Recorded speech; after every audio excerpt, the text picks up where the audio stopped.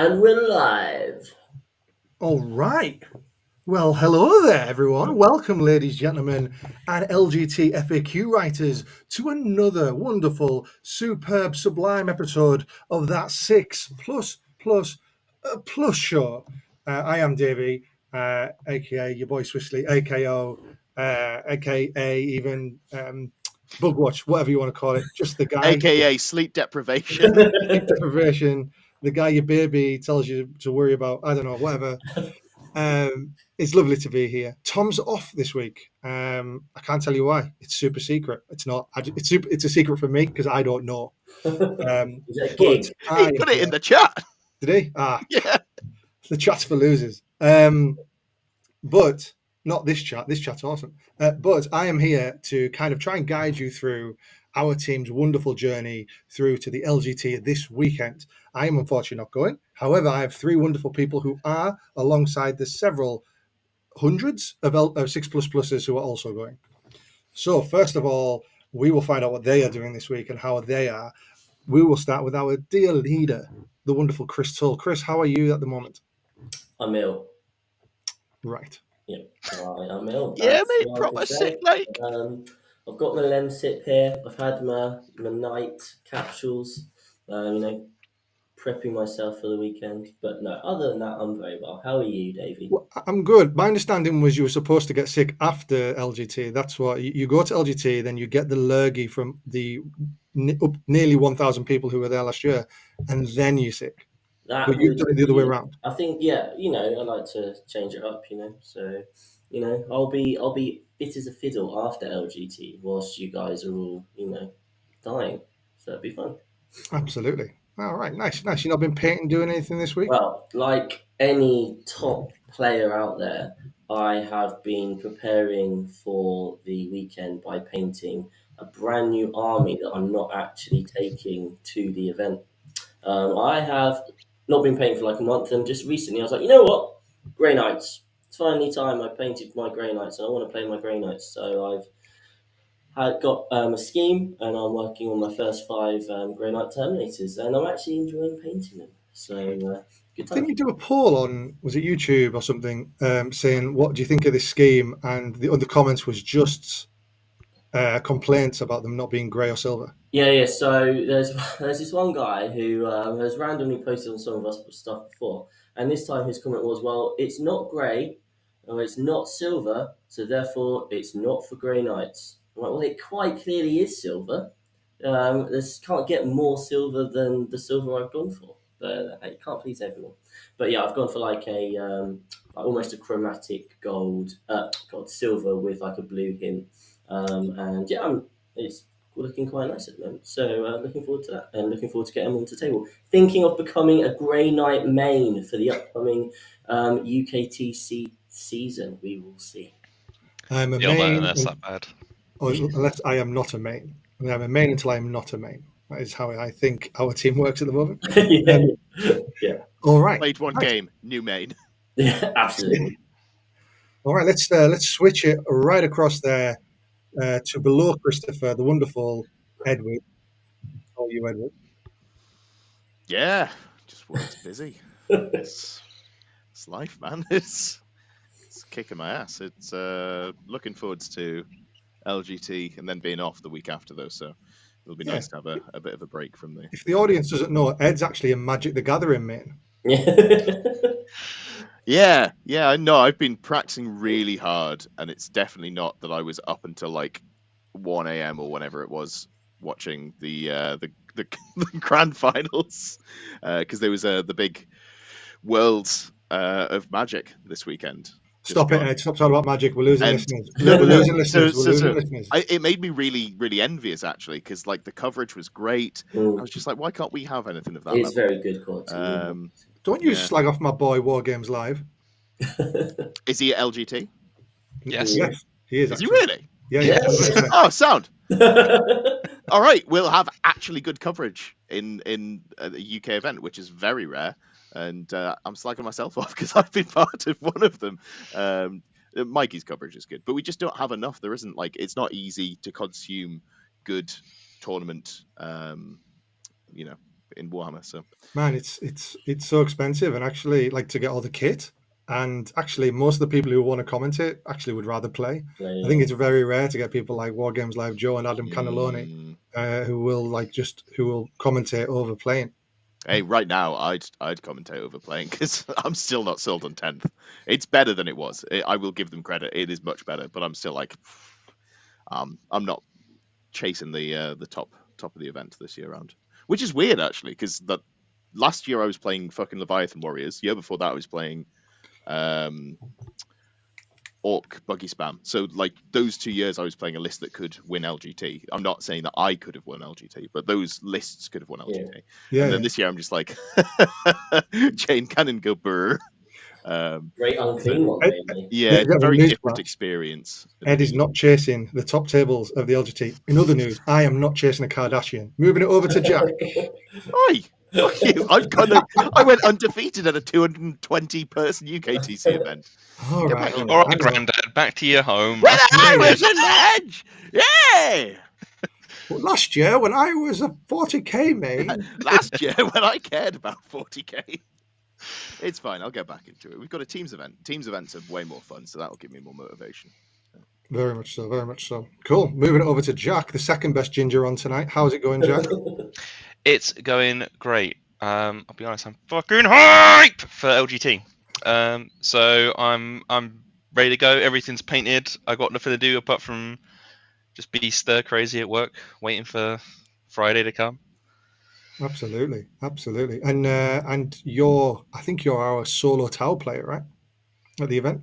Yeah. I'm the only one on the team playing Tau. So very nice, very nice.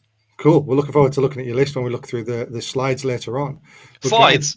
I love slides. Oh, I've got slides. Slides. It wouldn't be me unless I brought slides with me. Everyone's you know what so everyone on an slides. audio podcast loves? Slides. They love it. Should have been here live. Absolutely, absolutely. It's All an right, incentive. guys. So we're going to move into today's. We're going to cut through any kind of preamble, any other kind of chat. We're going straight into the meat and potatoes of this episode. We are going to talk about a very cool thing that we're running this year. It's our first ever inaugural 6++ LGT ACCA. If you don't know what an ACCA is, it's short for an accumulator, a bet that you put on when you try and guess who's going to win what. So, like if it was football, you would bet on like 6 different games who was going to win, or there was going to be a draw, etc. And then the idea is that if you get all of them right, you get a big prize. So we're doing that with all of the 6++ers who are attending this weekend's LGT. I should explain as well, if you don't know what an LGT is, that is a London Grand Tournament. So that's a tournament, the biggest tournament, I think, in the world. I think it generally competes with LVO, right? Yeah, it's just below LVO. Is it just below? Well, you know what? For anyone who doesn't know what a tournament is, that's Oh, where I was going to make that joke. we go and play 5 games of Warhammer. For anyone who doesn't know what a game is. Anyone who doesn't know where they are at the moment or what they're doing, what they're watching. Yes, so we're going to be talking about that. So I think I've shared my screen, Chris. Are you all right to throw that up on the big? Yeah, just Bosch. There you go. Bosch, there you go. I hear Bosch, but I'm not seeing Bosch. I need to hit transition. There we go. There we go. Transition. Seamless. Oh, let's get our faces on there. Oh, for the love of God. Come on. I don't wear these sunglasses in the hat for no reason. Let me just work that one out. We're here. All right. Oh, no. Oh, I mean, yeah, I think we've got our priorities wrong there. So this is I think we got our priorities right. A giant me and a I very can small hit LG. that as a spotlight. We'll just settle for this for now. We're just going to settle for this. Let's just settle for this, guys. Cool. All right, nice. So, yes, this is my home screen. Let's go for the next slide. So we're going to have a look at the faction breakdown of LGT as a bit of a preamble with a few questions for the guys to see who knows their LGT from their you and me. I don't know. Right, cool. So faction breakdown, we've got Marines at number 1 at 126 players. That's quite a lot. That is nearly more than double the second largest faction, which is Eldari, which our dear leader Chris is involved in that 66 player. After that, we've got Necrons at 51, CSM and Tau both at 43. Tau with a really big show in here, guys. I think that's quite a surprise, no? I think a lot of people have like Tau have always been a popular army, right? It's just they've not been good for a while, so people haven't taken them. Not only have they been a popular army, all the shit that's been good for the last 2 editions. It's the same stuff. Yeah. It's the same stuff. It's Play that same song again. All right, yeah, Yeah. cool, let's go. I was Riptides. I was tempted to bring Tau, and then I just thought, balls to it. It's Yeah, you have too much self-respect to play Tau. no, I really enjoyed old Tau, and because I can't punch people in melee, I'm just like, yeah, I'll leave it Oh out. my god, we need a this time last year show with Ed. Do you remember when? You remember when with Ed? Cool. And then we've got Custodes, which I all a lot of Custodes players saying that a lot of people who don't play Custodes saying they've been absolutely slammed into the ground. 42 players say, I think it's pretty good. Yeah, I think our Custodes players feel pretty happy about how Custodes are at the moment. Yeah, I agree. Everyone knows Custodes players whinge, right? Like they whinge real hard when they're not like above 75% win rate. So there are a few communities typically that are just the worst in how they understand their faction and complain. Custodes players, Eldar players, when they're below, a 55% win rate. And this isn't everyone. This is just sort of like the general online discourse. The zeitgeist. Yeah, it's World Eaters players are just masochists. Very true. And then we've got a Tyranids, which is a pretty low turnout, but I think it's a very indicative of just how strong that book is. We then have T-Sons, Grey Knights, Guard, Death Guard, Orcs. So I should be saying numbers here. So T-Sons at 33, Grey Knights at 32, Guard 28, 27 for both Death Guard and Orcs, Demons at 25, Chaos Knights at 24, although I've got Chaos Knights at the bottom, so they're 26.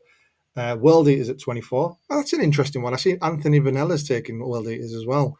They're that's cheap quite interesting. now. They slap. Yeah. Yeah. The Chaos Knights at the bottom are mixed chaoses, I believe. I don't think it's Chaos Knights. I think you're right. I think it's mixed chaos. Yeah. I think I've just written in mixed because I won't lie. I was doing this quite hurriedly while trying to change nappies and throw babies in beds. We also have Leagues of Votan for 20. OP Leagues of Votan won a GT last week. I hear that was so. Just side note, I hear that was quite controversial. No, has anyone heard anything about that? I get all of my news from YouTube thumbnails, so yes, I do believe Votan are OP now. Okay, right, sweet. Well, I think the Votan win was because they took like 18 Thunderkin and played into like perfect matchups for 5 games. Oh, then they play Knights like 4 times or something. Yeah, I think that was sick. The potential. Wait, people are still playing Knights? What the fuck? Yeah, apparently so, Ed. No. Like Chaos Knights are good, but like Knights? Well, 18 people actually are playing Knights, followed by GSC at 16. Obviously, still a strong faction, but that whole have you got the models to do this? Drakari at 14, Sisters at 12, and Admech at 12, with the bottom one not being Chaos Knights, being Chaos itself. So, guys, a couple of questions on this. I've been looking at all the player bases going to the event. And on this podcast right now, we have a Liddell, a Chapman, a Fawcett, and a Tull. But whose surname is most represented at the LGT this weekend? Oh, I know. I'll let everyone else answer, but I know the answer. Smith.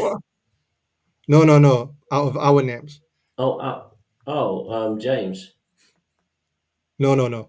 Out of the 4 of us here, Chris, out of the 4 surnames in this podcast, which of us has the highest representation of our surname at LGT? Out of the 755 attendees, how many Tulls are there? Chapman's. I was going to call you Davy as your surname. Yeah, Davy is my name. Davy. Anyway, I think you get the premise. Yes. I could believe it's Chapman, right? It's common as dirt, that name. Yeah, I'll go Chapman. The answer is Fawcett. The answer is Chapman. Oh shit!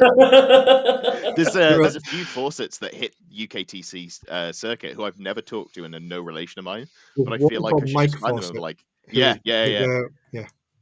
I think he's like pretty taking... decent as well. Like he pops up every so often. I see him like nearby. I'm like, I should find you and talk to you at some point, and then never do. There is one Liddell as well, but it's a different spelling to mine. So is it like the LIDL? Liddell. So inferior. is how I LDI. describe it. Bit of comedy there for our British viewers or German. It's actually Jack Chapman. What is the most, for a bonus point, guys? What is the most common faction among Chapmans? I'm gonna hedge my Marines? bets and say Tau. It is Tau. It is Tau. Okay, Given fair. that we have one here. And of course, it wouldn't be. Let's do the same with first names. There's a David, Chris, Jack, and Ed on this call. Which name is the most represented? God, it's not that. I know that because I wanted to know how much competition I had for Top Jack, right, at this event. And there's a lot of Jacks at this event, I'm not going to lie. But Chris is also an incredibly common first name. I'm going to say Chris. I'm glad I've escaped this with David. Oh, yeah, true. So you're going to go with Chris? Chris, what are you going with? I'll go Jack. Yeah, Ed? I'll go Dave, just so we've got one of each. Oh, very good. It is actually Jack. Yeah. Oh, okay. There is a lot of Jacks. Yeah, I've got stiff competition. God, On are the you Jack doing off. puns on your own name? This is disgusting. I saw that coming. Hey! And then the last question is a little bonus question. There's a lot of, how many 6++s are there going, Chris? Do you remember? 16, 18. I think. 16 6++s. 16. Only one of us does not wear a large jersey or higher. Who is that person? Dave Murdoch. It is the wonderful Dave Murdoch. I just want to point out that this is sportswear equivalent. So a larger does not mean you're a big lad. It's just a normal size. It's with just length. all- They just get longer as you get Literally. larger sizes. Yeah, they don't really get wider. Yeah. Just putting that out there for anyone who hasn't met us in person. I've got a extra large, which is just a perfectly normal fitting t-shirt. It's like, it is depressing. It's just comfortable. Oh, Franco wears medium apparently. Yeah, but you haven't got an actual 6++ shirt, Franco. So There we go. you don't count. Yeah, Franco's is a day walker. So let's quickly have a look through the comment, the chat before we move on here. We've got Sean Capwell saying, first comment, well done, Sean, high fives. We've got some Geordie from Scribble. Scribble's just commenting hate all the time. Hello, Pickleaxe. Hello, Rob Kimpton. Stuart Lee. Not the Stuart Lee. I would be very happy if it was the Stuart Lee, a very famous comedian. If you haven't watched him, go and watch him. He's very funny. But he said he's got 2 kids under 7. Hopefully, this inoculates him from the LGT flu. I don't know if nerds and kids share the same flus. I think they probably incubate them within their communities before spreading them back into the world. What a lovely thought. Afternoon from the. I imagine that's a state. So hello, Sindri. How's it going, mate? All good. LGT legendary great tournament. Yes, it is. It's pretty good actually. I'm gutted I'm not going, but it is a very good tournament now that they have more food trucks. El Wuzzle, yeah, our good friend El Wuzzle. We can see the slides as a reflection in my glasses, so we can do that next time, Chris. Don't worry. Good enough, he says. Moving down. Do you remember when Deathwatch were viable 2 weeks ago? Ed does. He'll be doing an episode on that in about 2 years' time. I've got the army behind me in pieces because I was going to take it to Leeds, and then I was like, fuck Warhammer. So I can reminisce on the time I didn't even take an army to a tournament. Brad says there's someone else with the exact same name playing as the same faction as him. So Cool. That's interesting. That's a good a good competition to have, right? Hopefully you toast him. How is 6++ going to comport with triple tights at the event? Oh, is there triple tight? Is that, does Jack have two siblings? Yes, because there's his dad. Well, there's his dad and his brother. His sibling, his father. His father. His brother. It knows from Norwich. Are they just going to come in and absolutely kick all of our asses? Oh dear. Maybe. I think we're doing pretty well into the tight clan at the moment, right? All right. Well, Recently. we've got 1 win out of about Out of 45 games. yeah. Wait, It's an infinity increase in win how many percentage. times have we played him recently? I think it's just that once, right? Well, at I his did. Anglia Slam, he played into Jack, Paul, and Jamie East, but he did lose to Jamie East. So Well, okay, it's still an increase, but it's less Yeah. of a thing to brag about. So it's no longer 100%, which is the important thing. Well, with three It was tights going, never Scribble 100%. says we're in a tight spot. Obviously, very good. Yeah, very good. Well done, redraw. Moving down. Sorry, just joined. Is this the faction breakdown? Yes. Sorry, apologies, everyone. Chaos Knights, ignore that. That's just chaos on its own. And yeah, that's it. Right. Moving swiftly on to the next slide, guy. Oh, never mind. The slide's gone. No, Jack. Go I did for have a He question. can I was move like, backwards. He has the technology. really? Well, holy shit. Okay, so one thing I was just looking at was like, is there any factions you think of like shot way up or gone way down, like from what you thought it was going to be? Ooh. Tau? I'll be honest. I fully expected the Tau to be out in force. Yeah. Yeah, I think people no, were I just was waiting expecting that waiting as well. for it. Thousand I'm Suns and Grey surprised. Knights are interestingly high. I'm I surprised. thought T-Suns were good. Oh, no, because they got the nerf and it was pretty bad. Right? I'm surprised at Thousand Suns. Yeah, I'm surprised there's still so many Thousand Suns. I'm surprised there's so many World Eaters because they were like an endangered species pre-data slate, but they've all like crawled out of the woodwork now. And a lot of people do have World Eater armies from the end of ninth, and with these staging ruins, Ruins. ATC, they're actually in okay spot, I think. Yeah, Death Guard's pretty high there as well. I was going to say that was in the bin before, right? Yeah, the same number as Death Guard and Orcs is crazy to me. Death Guard is still a bad faction, and I can't wait to be vindicated post fucking LGT. Oh yeah. So for those who don't know, Ed still thinks Death Guard are rubbish, despite Death Guard. Some That's good because players. I have functioning eyes. He's never lost to Death Guard, is his claim. So I have lost to Death Guard once. Oh, okay. It was the guy, one of the guys from my last team. Really loved a guy called John, a fantastic player. Admittedly, I lost to myself because I forgot that he had a character behind a wall that I could heroically intervene in. But that's reminiscing again. I'll stop. Granddad will go back in his shed. As a quick aside, I don't know if anyone's read the World Eater index recently. I know it's like kind of easy to overlook with no one playing. David did a index in depth on it. So if you want to find out more about World Eaters, head over to our YouTube page after this show and check out his thoughts on World Eaters. Some of the rules they have in that index are freaking nuts. Like, good, yeah. They're so good. I have no idea how they were in the state they were before. I'm guessing they were just hideously overcosted. But, yeah. The point. That's what it was. There was a very high price on everything. I'm actively terrified of playing against World Eater players at this event.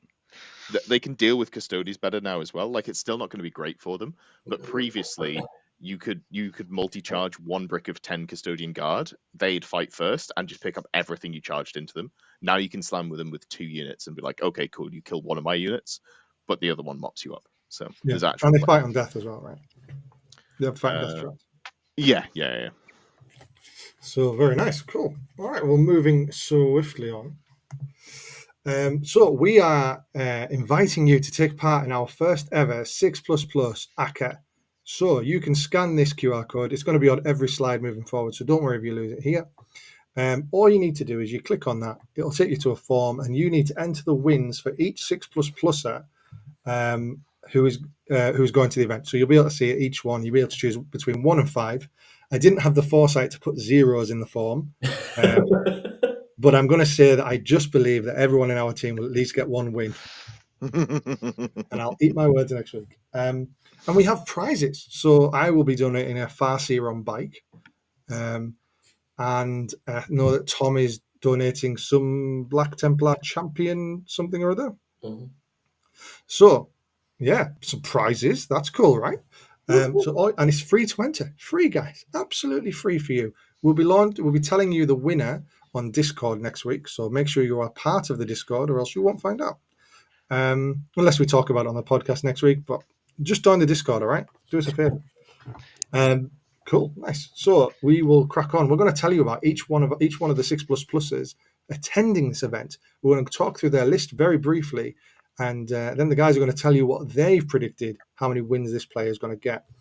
I mean, what an enviable task of guessing how many wins our teammates are going to get at an event.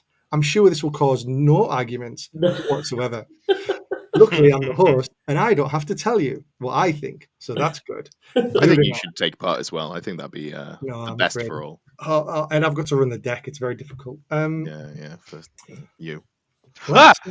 Oh my Which word. shirt? Blue one. Hey, Paul forehead. James. How's it going?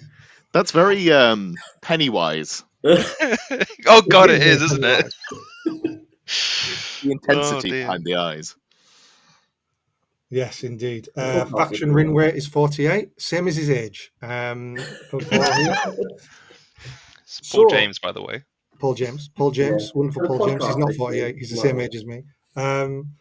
So I'll quickly run through his list, guys, and then you can quickly give me your one sentence kind of review of that list before you tell us how many wins you think Paul's going to get. So, Dark Angels Gladius Task Force. He's got an apothecary biologist with bolter discipline. He's got Azrael. He's got a captain in Terminator armor, a librarian in Phobos armor, 5 aggressors, 1 attack bike, 10 Deathwing Knights, 10 Hellblasters, 3 Inceptors times 2, Infiltrator Squad, 5 man, a Land Raider Redeemer. If you don't know what that is, that's the one with the heavy flamers. Awesome at Overwatch. And a Scout Sniper Squad, 5 man. Oh, yeah. Chris, what do you reckon about this list? It's got lots of nastiness. It's got the Deathwing Knights to hopefully come up the middle of the board. It's a classic Paul James list. I love it. And Chris, how many wins do you think this is getting? I have said Paul is going to get 3 wins in this event.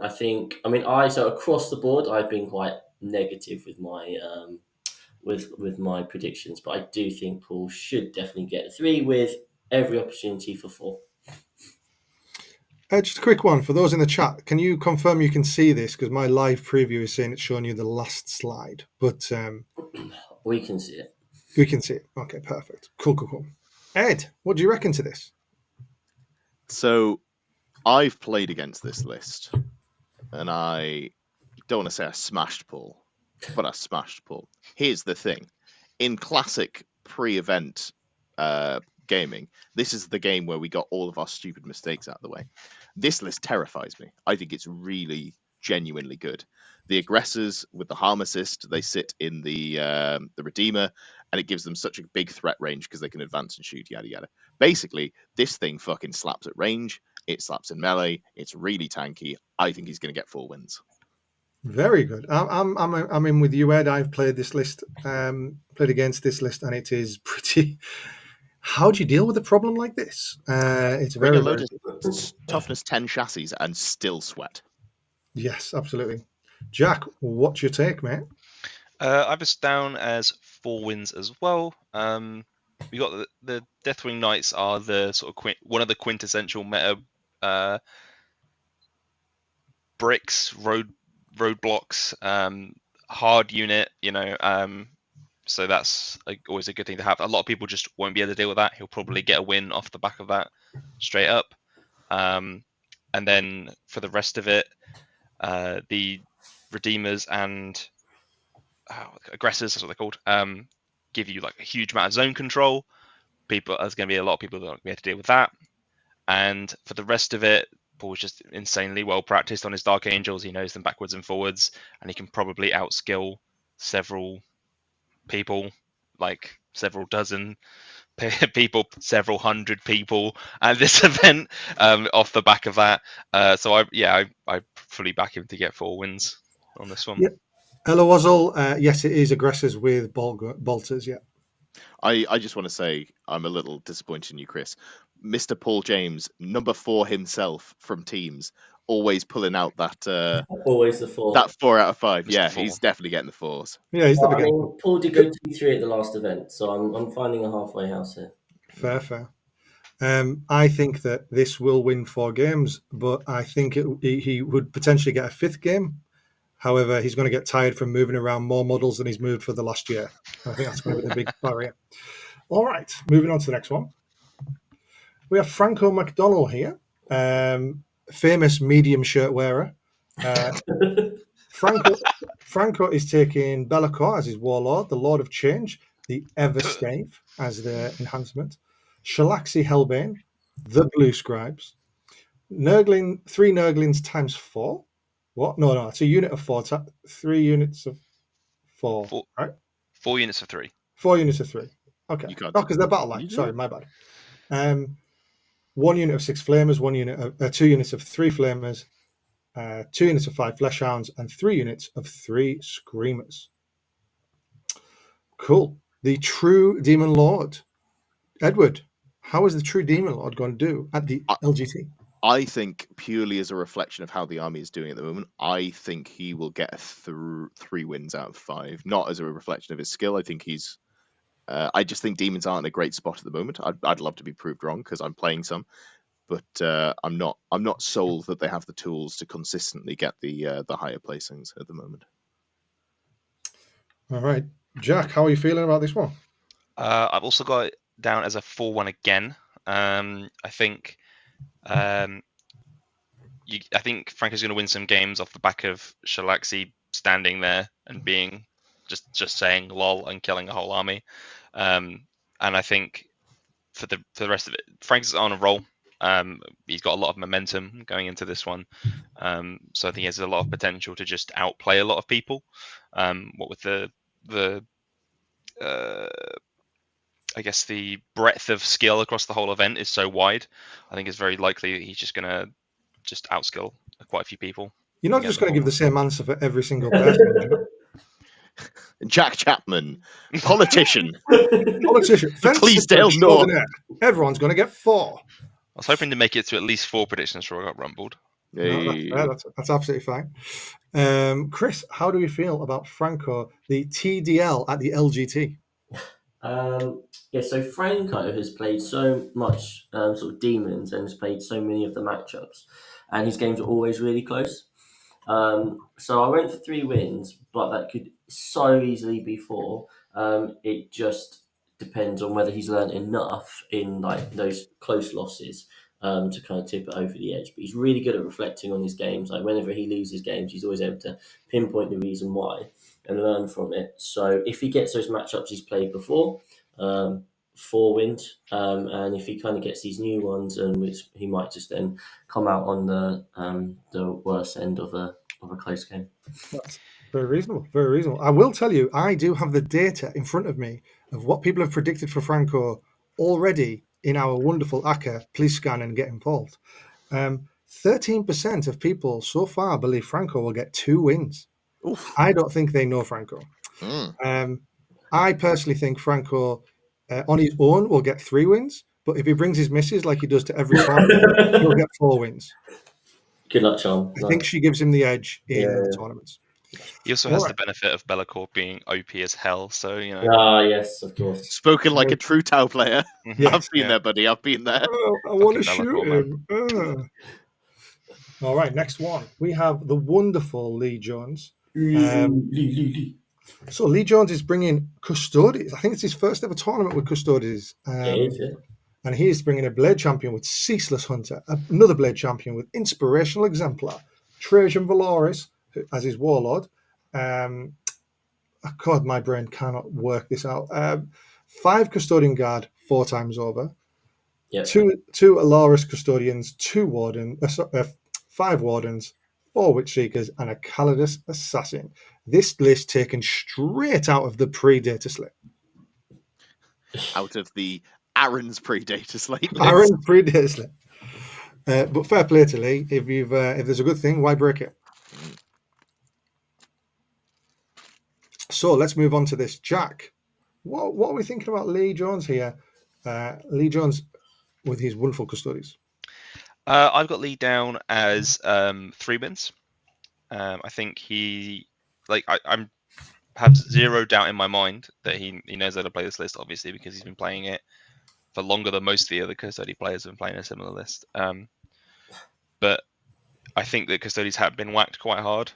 And I think a lot of people, when they write lists, they think, right, what do I have to kill? Can I kill Custodies? I think Custodies are generally quite high on the sort of hit list of things people have got to deal with.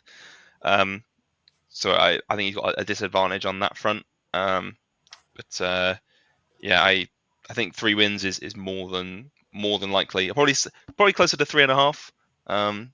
But yeah, very nice. Can't get a half win. So, Chris, how are you feeling about Lee here?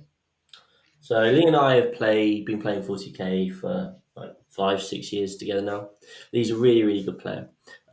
He just doesn't play anywhere near as much as the rest of us. And so because of that, he doesn't necessarily have experience going into matchups. He's very good at working them out and coming out the right side of them, but there will inevitably be like one game where he just doesn't quite get it right. Having said that, Custodi's game plan is surge to the middle, use those staging points, and then slam home. And most of the time, that's going to work. But as Jack says, I think there are just a few matchups where that could be problematic. And if he gets those sorts of matchups on the wrong type of mission, where he can't kind of like dominate the primary, I think that'll hold against him. So I think on the on averages, I've said 3 wins. But as I will keep on saying, it's always just going on such an. We have to remember this, right? If you're going to a 30-person event, you can plan for the meta. When you're going to an 800-person event, it is pure luck. Some of us here who were saying could get 4 wins, they could just draw the bad matchup 5 times and just have a miserable weekend. It does happen. So on averages, I've said 3 wins for Lee. Very nice. Speaking And of it does Jack happen. here. Yeah, back in the day, I went to Coventry with Tao, and I played Demons 4 times. Yeah, I played Knights 4 times with. Someone will get screwed Great over times. this weekend, and someone will have a great time and get great matchups, and we can't. I think you're right. Can I check here? The faction win rate of Custodians is 40%. It's because people are bad and they haven't adapted yet. Don't worry about it. Is that right? No, it's not right. It's correct in terms of that is what the stat is. It's incorrect in that people are mouth breathers and are playing Custodians poorly. It's right, but it's not morally right. Right. Get you. Ed, what do you think for Lee here? Yala haters, he's going to hit that 4-1. I don't know Lee super well. I don't think I've played him myself, but I know he's been playing for quite a while, and I have big faith in this Custodians list. Like, if you haven't played into this, you're going to be surprised at how tanky it still is. My list is designed to bring the guns, and I played Aaron's Custodians, and I bounced, and it was disgusting. All I'm going to say, I think this has got a really good chance of, because it plays the way that it did in 9th. Let's be real. It's not like he hasn't got loads of experience with them if he's played them previously. So I think he's going to be absolutely fine. Yeah, I think Lee's going to do great here. We're going to do great. Cool. Moving on to the next one. We have the ethereal Tom Lawman with Leagues of Votan. If you don't know, Tom is our resident Votan main. He is bringing an A champion with a praising glare, a Carl with grim demeanor, who is his warlord. He's got 10 Heathkin warriors times 2. He has I can't pronounce any of these words. My brain is not taking it. Brockheer Thunderkin, 3 of them times 2. 10 Aenir Hearthguard times 2. 2 of the squads of bikes. And then 2 Hackathon land fortresses and 2 Sagittar. For anyone who doesn't speak Votan, which is going to be most of you, that's 2 squads of the basic troops, 2 squads of 3 of the guys with guns, 2 bricks of Terminators, The 2 sets guys of bikes. with guns. Yeah, the big fuckers, the chunky executes. 2 of the big tanks, 2 of the small tanks that split your units up. So yeah, after Tom hopping on the meta after Votan won a GT last week. Tom, we have to apologise on behalf of Tom. He does like to jump on the latest fad, and now he's just jumped onto Votan. So back to Chris. Chris, let's open with what do you think? How do you think Tom is going to do with the Votan? So I played into this list, or a very similar list, like last week. It was a super close game. I don't think it's particularly Tom's style. It's very much, I'm going to sit here, I'm going to blap you, and move slowly into position. Tom's likes kind of like more movement based and janky stuff. Votan shooting is incredibly strong. They've now got an extra 200 points and that sort of thing.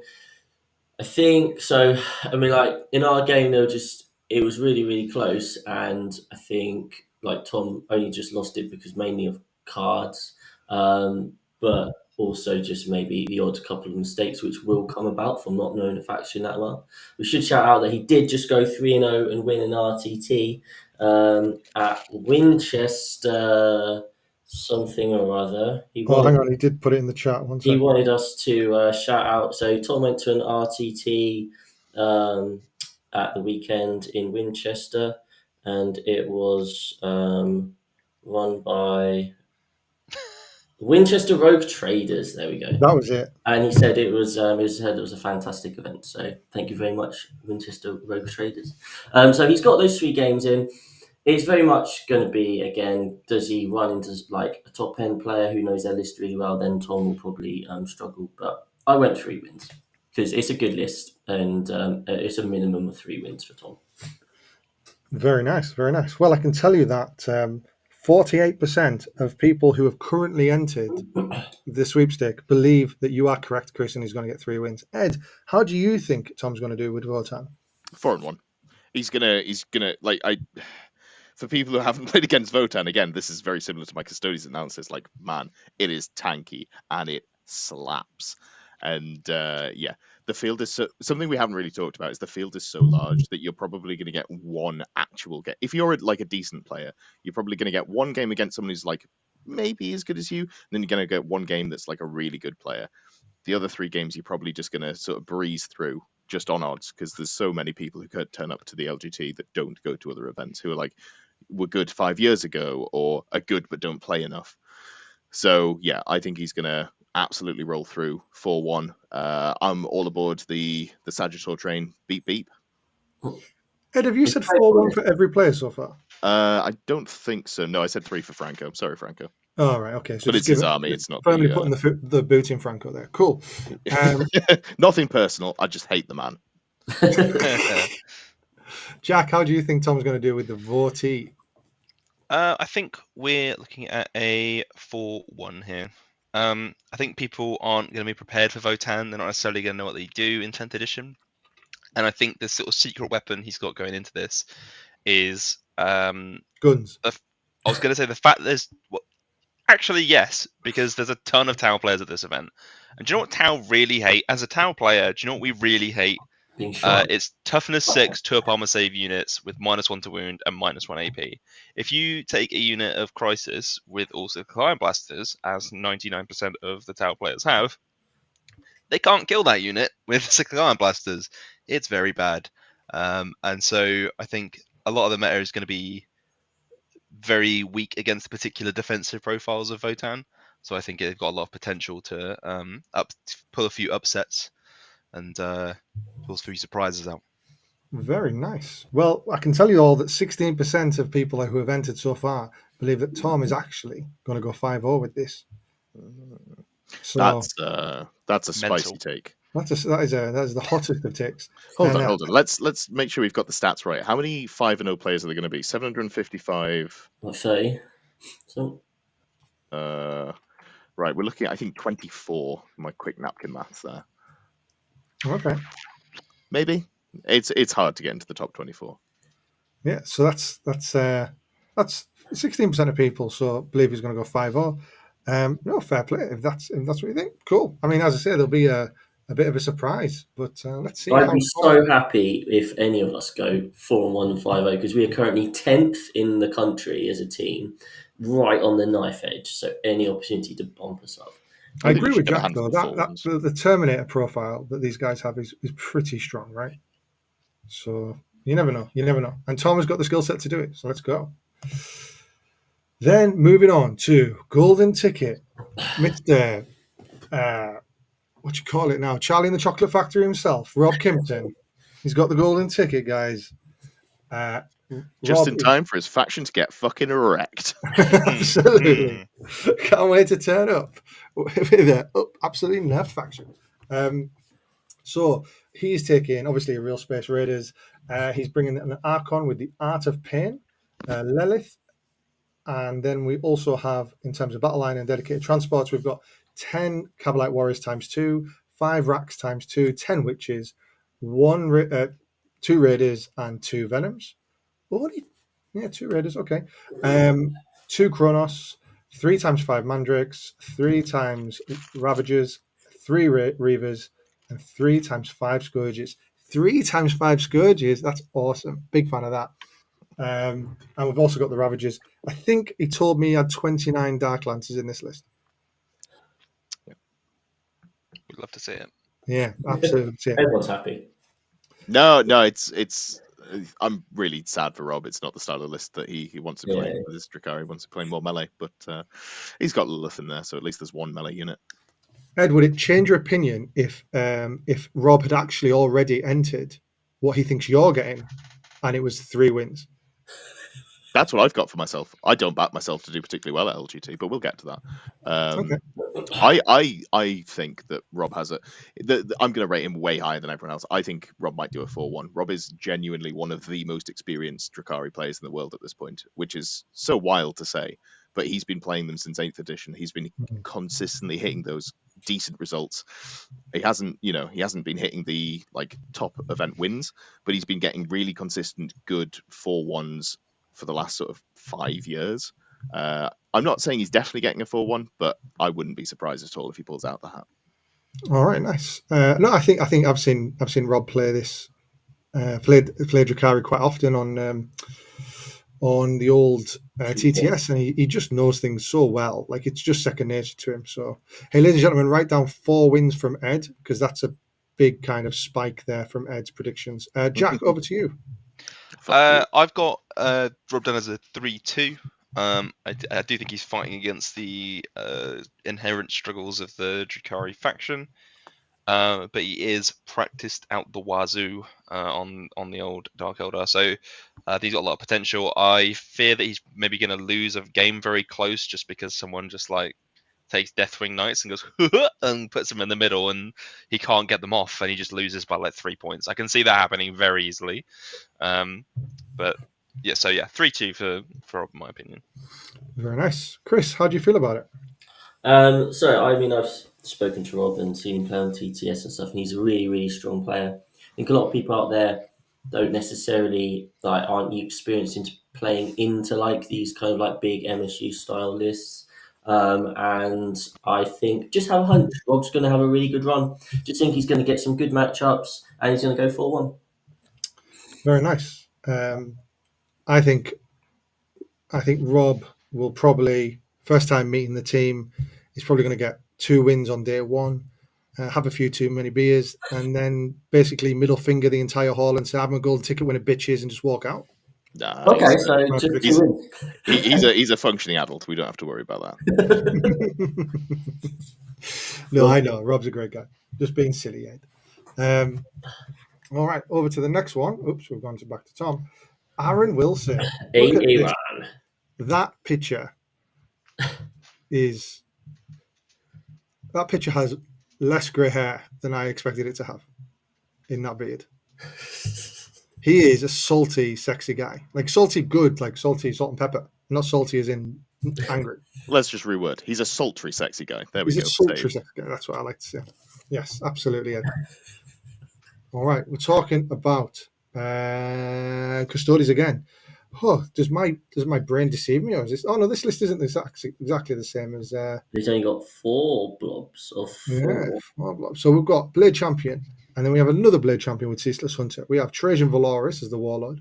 We have 4 Custodian Guard 4 times over. We have 4 Prosecutors, who are the Flamer sisters. Is that right?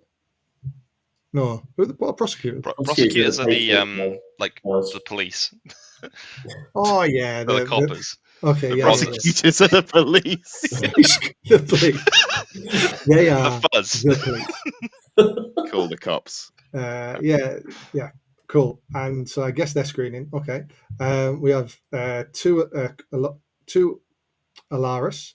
We have 5 Wardens, 4 Witch Seekers, a Caladius Assassin, and Lord Inquisitor, Kyria Draxus, who I believe has a 12-inch bubble of "You don't come here." Is that right? I think she has a "Don't shoot me" from 18 inches away or closer. I'm actually looking it up. I think that's her thing. I'm also aggressively wrong. I'm pretty sure that you're right with the Prosecutors being Flamer people. No, the Witch Seekers are the Flamers. The Prosecutors Witch Seekers are Flamers. are just the basic girls. And I'm pretty sure Draxus is like a unit can't be shot outside of 18. Right. She has the no shooty, Simon Harris says. Yeah, I played against someone who's told me I can't deep strike within 12 inches of her. I think, her, I'm not sure what it is. But I think it's because maybe they had an enhancement. No. I think it's probably just a case of early 10th edition and someone got their rules wrong. God damn it. Yeah, it's Well- on a 2+, you can't come in with an 18. +1 hit against Imperium Chaos. And then he has a 6-shot indirect sustained hits, gun, and then an anti-infantry dev wounds flamer thing, or not flamer, but 4-shot gun. Huh. He's nice. Someone told me I couldn't get within 12 inches of him with my spore mines. Never mind. Huh. Anyway, Him, different Inquisitor. It's a him, I think. yes. Kyria Draxus is the female one. Yeah. With Draco. You're right. Draco. Sorry. No. You're on. That's on me. All right. Well, Jack, you can pull it back around now and tell us how many wins is Aaron getting? I think Aaron is going to get 4 wins. Essentially for the same reasons that I think Lee's going to get 4 wins. I think he's also got the weird tech of Kyria Draxus, which people don't know what it does. Apparently. Nice for all his opponents. Yeah, and I say the maps are pretty good for Custodes. He's well practiced into it. It's a play style that he is very good at as well. It plays into his natural strengths. So I think he's just going to surprise some people. Very nice. Chris, how do you feel like Aaron is going to do? Yeah, I've also gone 4 wins. I think in the right hands, Custodes really good. He's got a bit more experience than me with the list. Like when Tom and I were playing, he was sat in talking about the game and just the way he thinks about the combat phase. He's really into the intricate details of that. I think we should probably earn him 1 win on its own. He's been in really good form with them. So I'd say 4 wins for Aaron. Very nice. Last but not least, Ed. If I say 4, you're going to bitch at me. So Yeah. spicy 5. take. I don't think any of us are particularly set up to be. I don't think any of us should be predicted to get a 5-0, but I think out of everyone, Aaron is the most likely to. I rate his chances most highly. So I'm going to say 5-0 for Aaron. Very nice. I'm kind of leaning the same way. I do think it'll be a 4, but I think you're right. I think he's close to a 5. Aaron's a fantastic player, and as well, absolutely charms you on the battlefield as well. He will batter you and make you feel wonderful about it. A couple of things in chat here. VT Kobe, hiya, nice to see us VT guys here. Nothing can stop spore mines landing within 12 inches.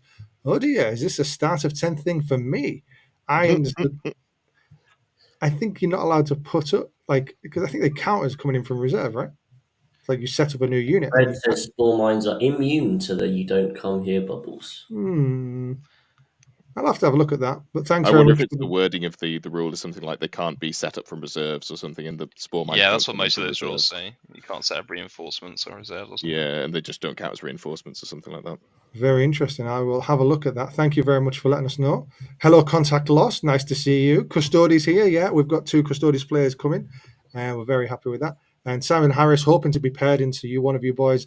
I mean, there's that many of us, Simon. There's probably the chances are very high. Horde, we are taking. So you will best of luck in that. Cool. So interestingly, Aaron is so far out of all the players we've gone through just now, he is the highest voted to get 4 wins out of all of the people so far. So I believe it sounds like, Ed, the people are with you. Sounds good to me. All right, let's move on to Lewis Elms. Lewis is taking a Tyrian invasion fleet. He's taking Broodlord with Synaptic Linchpin, a Winged Hive Tyrant with Alien Cunning. The Winged Hive Tyrant has the gun, which is interesting. He doesn't have. He's not a combat Winged Hive Tyrant. He has 10 Gargoyles times 3. He has 10 Hormagaunts times 3. He has 1 squad of what? That's supposed to be a 10, I think, John, right? 10 Termagants times 4. We've then got Biovars, 10 Gene Stealers, 3 Hive Guard, 3 individual Lictors, Ripper Swarm, Trigon, Tyranny Warriors with bioweapons, 3 in the squad, 3 Venom Throps, and 3 Zone Throps. Lewis Elms claims to be Saffron slamming you, but Chris, how do you think he's going to do in this game? So I've played into a form of Lewis's list. I think most people going to this event are not teching for that many bodies.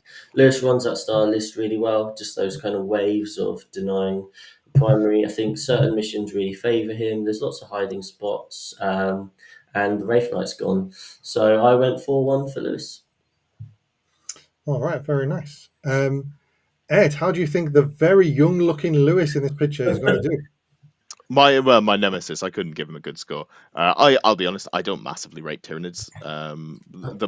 I've cooled on them the more that I've kind of looked at the index, and not the index, the codex rules. I'm not 100% sure that I love anything that's coming out there. So I'm going to put him at a 3 and 2. Nothing to do with the army, purely player skill. All right. Very nice. Very nice. Cool. And then Jack, how you feel about this? I'm kind of in the same boat as Ed is, not in terms of like player skill, but in terms of Tyranids. In terms of hating Lewis, absolutely not. I think despite the UKDC boards being very well set up for his style of objective focused play, I think the sort of raw power in the Tyranids and the lack of damage output, I think in a larger event is going to get exposed a little bit. I think that he's just going to, stuff is going to be able to just sit on objectives like Necrons and Custodes, and he's not going to be able to deal with it. Is how that works in my head. But I'm not a massive fan of the Invasion Fleet detachment. I think the Vanguard and Synaptic Linchpin are a little bit better. But I think I am denied over 4 and 1 and 3 and 2 for a long while. I think I settled on 3 and 2 in the end. So very cool. It was a hard decision though. He knows the list really well, and like the kind of the invasion fleet thing like suits what he wants to do with it. And I think 100%. goes there a long way just having a lot of experience with your list, and it suiting your style. I think that's quite often worth a win in itself. Oh man, reps is just key, right? It's key. Yeah. I'm going to be real with you guys. Me and Lewis have very different opinions on what's good in Tyranids. Very, very different opinions. We disagree on everything. I don't think there's anything in this list bar the Biovars and the Zoes, maybe the Gargoyles, that I would tick. The Gene Stealers, the Hive Guard, the Trigon. Yeah, man, there's so much stuff here that I think just gets humped at a tournament, and I think Lewis's reps and player skill is going to see him through to 3 wins. I think that's where I am at with this. But best of luck to him, man. We disagree so bad, but I hope for the best for him because he's such a good guy. Cool. Sorry, Ed. Sorry. All right, cool. Then we go to the wonderful, the lovely, the designer of this PowerPoint, John Scribble. Shout out to Scribble, who literally created all of these cards like an absolute boss. So thank you very much. In an afternoon, like not. It's just no lead-in time. Out today. Hero, absolute hero. Absolute hero. He's taken the dangles. He's gone for a biologist with Bolt of Discipline, a captain in Terminator Armor with the Artificer Armor enhancement, and then he's got a librarian in Phobos Armor who's his warlord. He's gone for the aggressor squad of a 6-man aggressor squad, a 10 Deathwing Knights, 2x3 Eradicators, a very tenuous point. I know that Adam Camilleri was not happy with those, looking at a list on Meta Chasers last week. 2x3 Inceptor squads, 5 Infiltrators, a Land Raider Redeemer, a Scout squad of 5-man, a Sniper Scout squad of 5-man, and a Whirlwind. Very cool. There's a lot of stuff I like in this list, but hey, I'm not the totty on display here. Jack, what do you think about this list? I think he's going to go for a 3-2. I think I kind of like his list very slightly better than I like Paul's. Very slightly better because he's got the indirect in there. Yeah, he's got the extra tools in there. But I think Paul has more reps than he does. I'm pretty sure Paul gets a lot of practice on TTS. So I'm sort of just gonna barely edge it to him in the sense of getting a couple more wins. So I think John's gonna get a 3-2. But he could definitely pull it up ahead depending on what matchups he gets, because there's going to be so many armulets out there that just cannot deal with the Redeemer and the Deathwing Knights. So very cool. Yeah, I think that's absolutely fair. I think this has got a lot of flex in it here, right? I think there's a lot of mission play in here, whereas Paul is just there to stomp you with a bit of mission play. I think John's kind really of nice into a bit more stuff. Yeah, Chris, how are you feeling? So if we look at Scrivo, how he often does in events, it's always on the knife edge, that 2-3-3-2. So I think Scrivo's going to finish day 1-1-2 because he's going to get some top end player that's going to be like top 10. I reckon he's going to get one of those players day Classic. one because Scrivo does like to kind of match into those guys. And he's going to win his first game Sunday morning. He's going to be 2-2 going into that final game. And has he got it in him? I just don't know. I did put down 2 wins, but I definitely think it could be 3. Interesting. Ed, how are you feeling? So it's difficult. The way you've got to look at how John's going to do really depends at whether I'm at the event or not. Because if I'm at the event and he's at the event, we're going to play in round 2 and I'm going to beat him. So it's not. We're just talking about historical data here. We're looking at trends. Both times he was playing Dark Angels. This time he's playing Dark Angels. I'm sure we're seeing a theme here. That means he's really got to go 3-1 in the rest of his games, or 4-0. So I've got him at 3-2 purely because the handicap of me being at the same event is for him. Very good, very good. Yeah, I think it's a 2-3 or a 3-2, but I think for John, he will probably be the highest scoring in terms of favourite opponent. I think John is just the sickest opponent to play against. A very nice guy, and everyone who at the LGT who plays him will be very lucky to do so. All right, next up we have Alex Chancellor sporting here his first facial hair. Round of applause, everyone, guys. I'm so happy for him. It's beautiful. So the Overlord is bringing a Hexmark Destroyer with the Sovereign Coronal enhancement, an Overlord who is his Warlord, another Overlord, 2 Technomancers, a Transcendent Satan with Sempiternal Weave. He's then bringing a 20. Why have we got you reading this? We could have got someone who can use words. Sempiternal Weave. All right. 20 Necron Warriors, Canoptech Reanimator, 2 Crypto Thralls times 2, 5 Deathmark Destroyers. Is that Deathmark? No, Deathmark. That's what they're called, Deathmark Destroyers. Deathmarks. No, Deathmarks. That's snipers. Oh, Deathmarkers. Yeah, the snipers that come in and just, yeah, okay. 3 Heavy Locust Destroyers, individuals, a squad of 10 Lich Guard, and a Tesseract Vault. That last one, ladies and gentlemen, I think is the new tech he's added into the list. Is that right? Tech, this giant tech. Big punching glove he's added to the list. I'm a big fan of just putting a big beater in that people don't expect. Loves big beaters. Yeah, me and my big beaters. Yeah. I think we're on to Ed to go first. So Ed, how do you think this is going to go?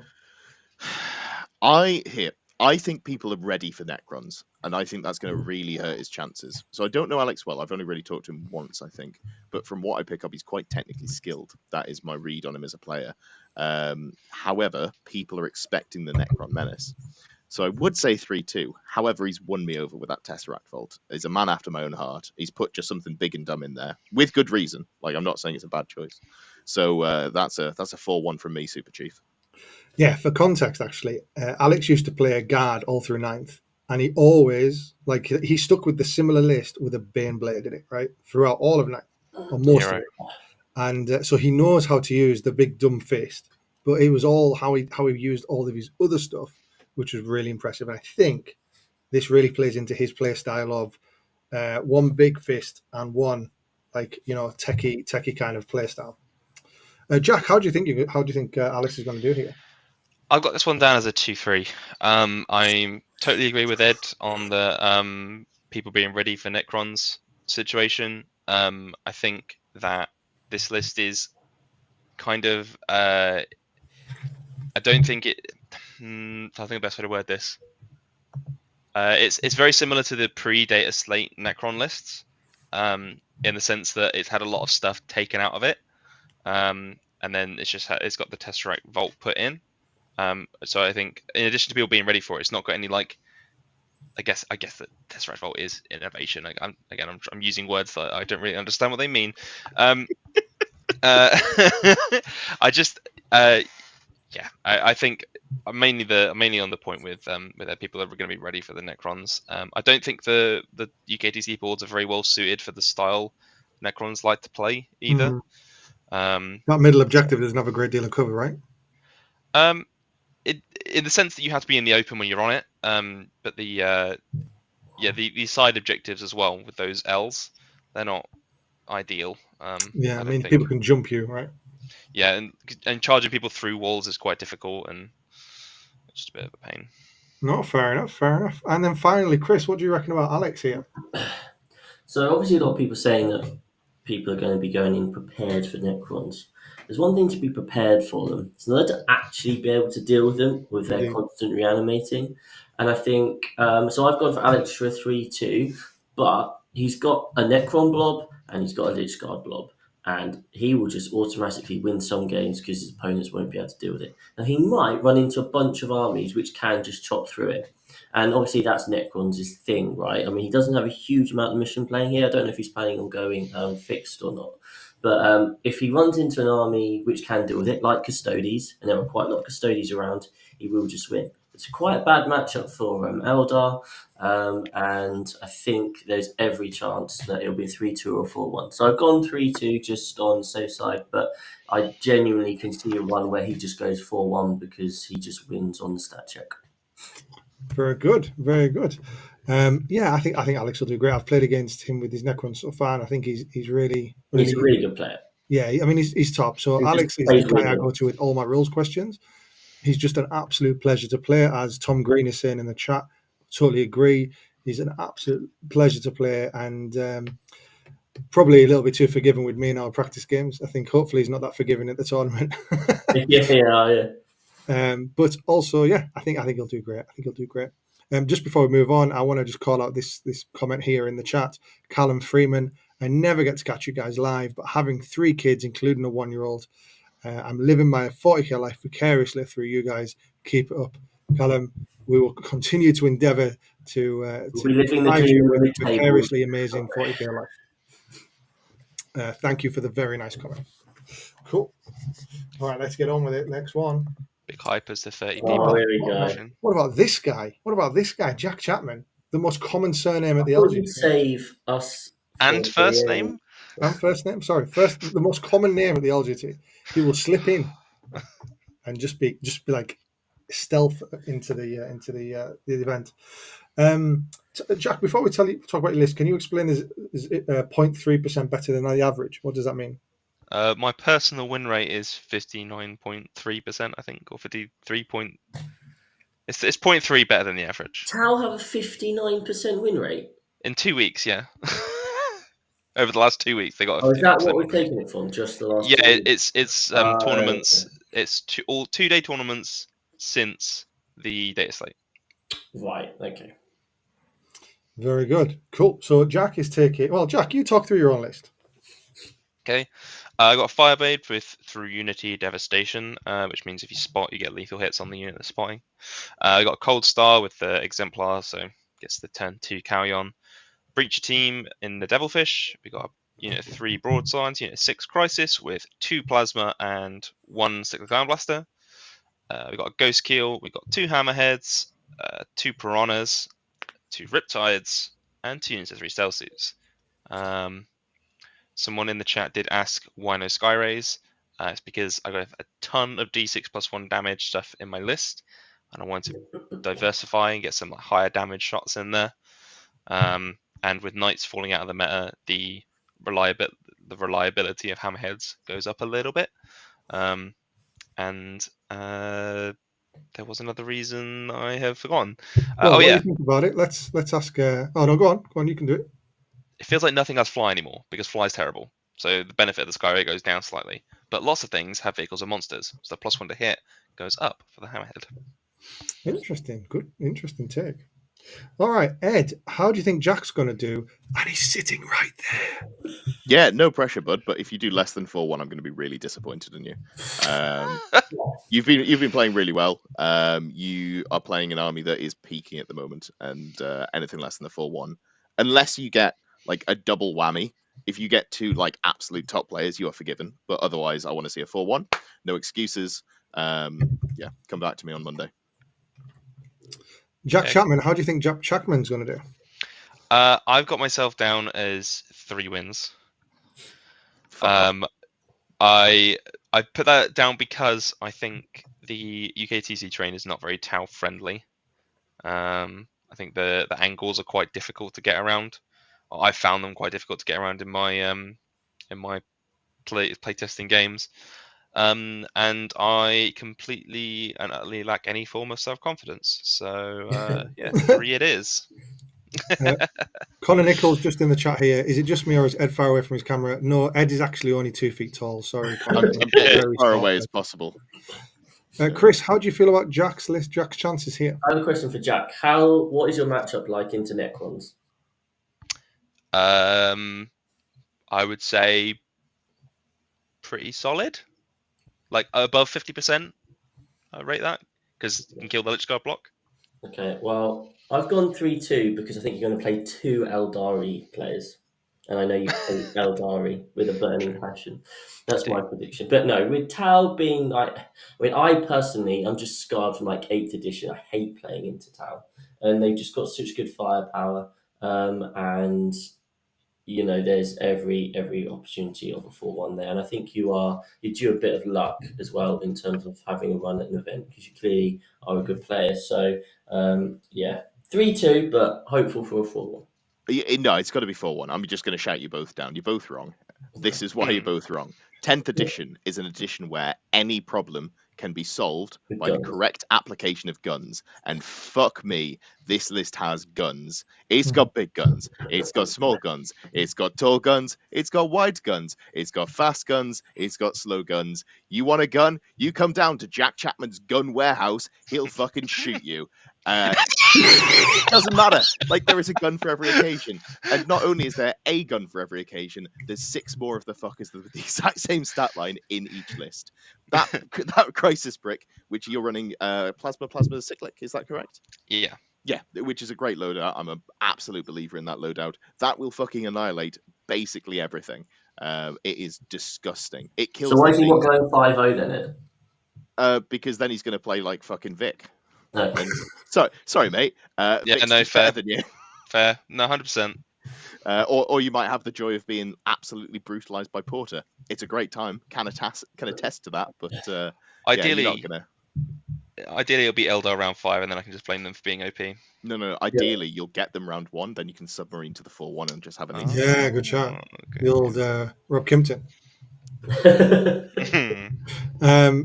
Very nice. Well, interestingly, Jack, you're the first person anyone's voted for a 5-0 from the existing entry. And not only has... Was that yourself, Jack? No, Jack didn't. And I'm not saying one person here. I'm saying 20% of all entrants say you're going to go 5-0 here. I think Jack is probably the swingiest one out of the entire team. That's what we got. How it would go, right? Because I think Jack has the absolute capability to go 4-1 or 5-0 indeed. I think it depends on if Jack gets a knobhead opponent.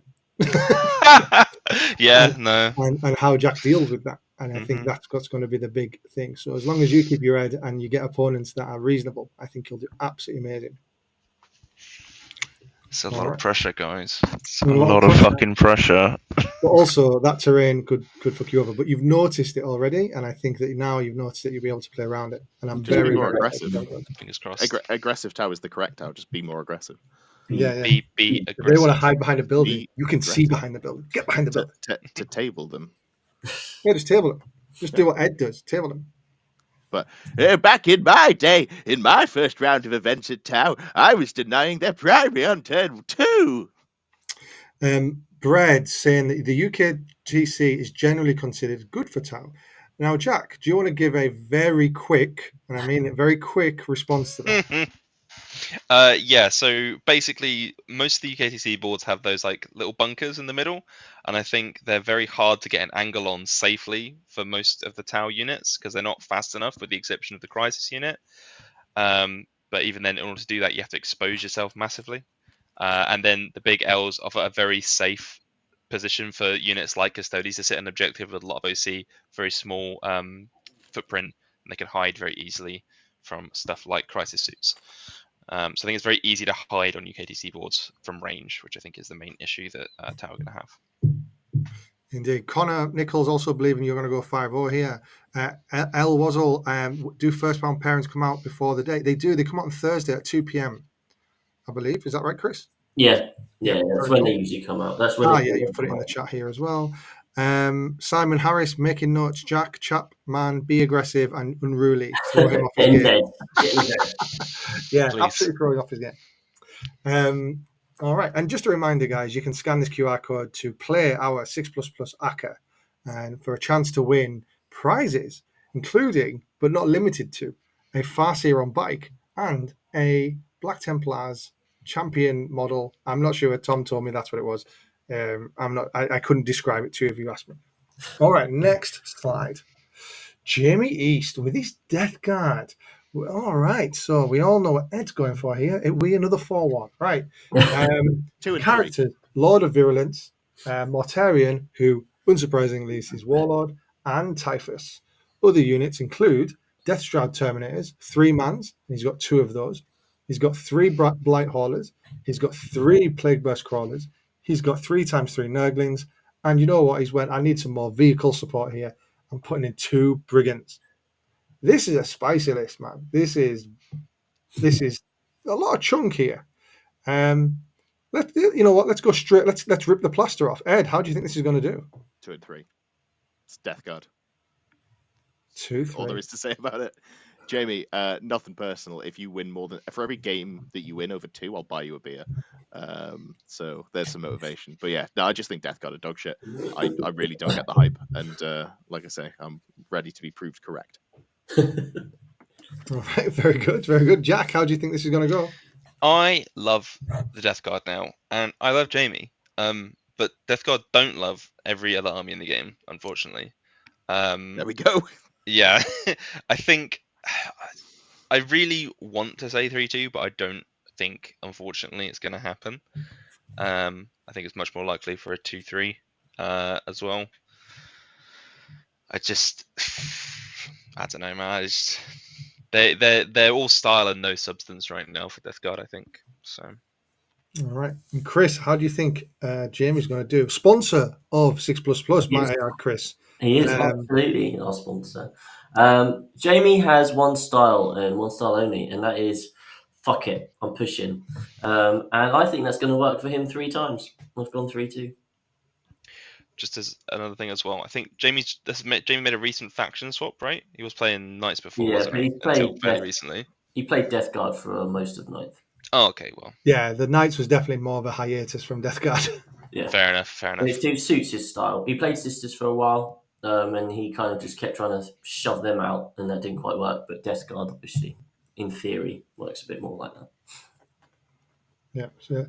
Yeah, very good, very good. So best of luck to Jamie with Death Guard. We hope it does well. Well, I don't know how this is going to go. I think we've got Simon Harris saying here that list will run over some casuals. We all know the LGT will have those, and I think it probably edges towards 3-2 here. Daryl Langs, yes, we do have a CSM player. Hold that thought for the very last slide. All right. Next up, we have this guy, not him again. Who's this guy? It's Edward Fawcett. All round great bloke, Ed Fawcett. He is. All round great bloke. First time I met Ed, I didn't like him. True. You've really hung on to that one, Ed, haven't you? Really? I'm starting to think it might bother you. Genuinely hurt me. So, for those who don't know, I awarded Ed with his first place trophy by saying the first time I met Ed, I didn't like him. Yeah, I had to bring him down a peg. All right. The reason that reason with me is you're not the only person who said that to me. So. Yeah, well, we'll work on it, man. I've been thinking it real loud. I'm joking. I think Ed nickname here. There must be a good second impressions are always bad. Ed's second impression force it. It grows on you. Always bad. Anyway, like Ed. Cancer. Ed, trendsetter, thought leader, visionary. Please tell us about your 13. Oh no, sorry, it's not a 13 ghost. It's not a 13 war dog list. Tell us about it. It's got some fun stuff in. So it's got 1 stalker who I resent taking, but I have to because I need a character. 6 brigands because they are the best unit in the book. They've got all the guns. 3 carnivores because they are baller. I wish I could get a 4th in, but I can't. And then I've got a sort of demons. Beast and Nurgle, setting an objective. Really hard to kill, 70 points. 1 unit of Nurglings, love a second, don't have points for them. They're just a screening unit. The main thing that you can do to shut down knights of any variety is to move block them. Obviously, I can move through walls or over models with a CP, but I'd rather not have to do that early on if I don't have to. Then I've got a Burning Chariot and a Great Unclean One. This is to boost the Brigands. The Brigands have disgusting firepower. If they're shooting the closest eligible unit, it is +1 AP to their attacks. So they still each pump out 12 shots at strength 6 AP2 1 damage.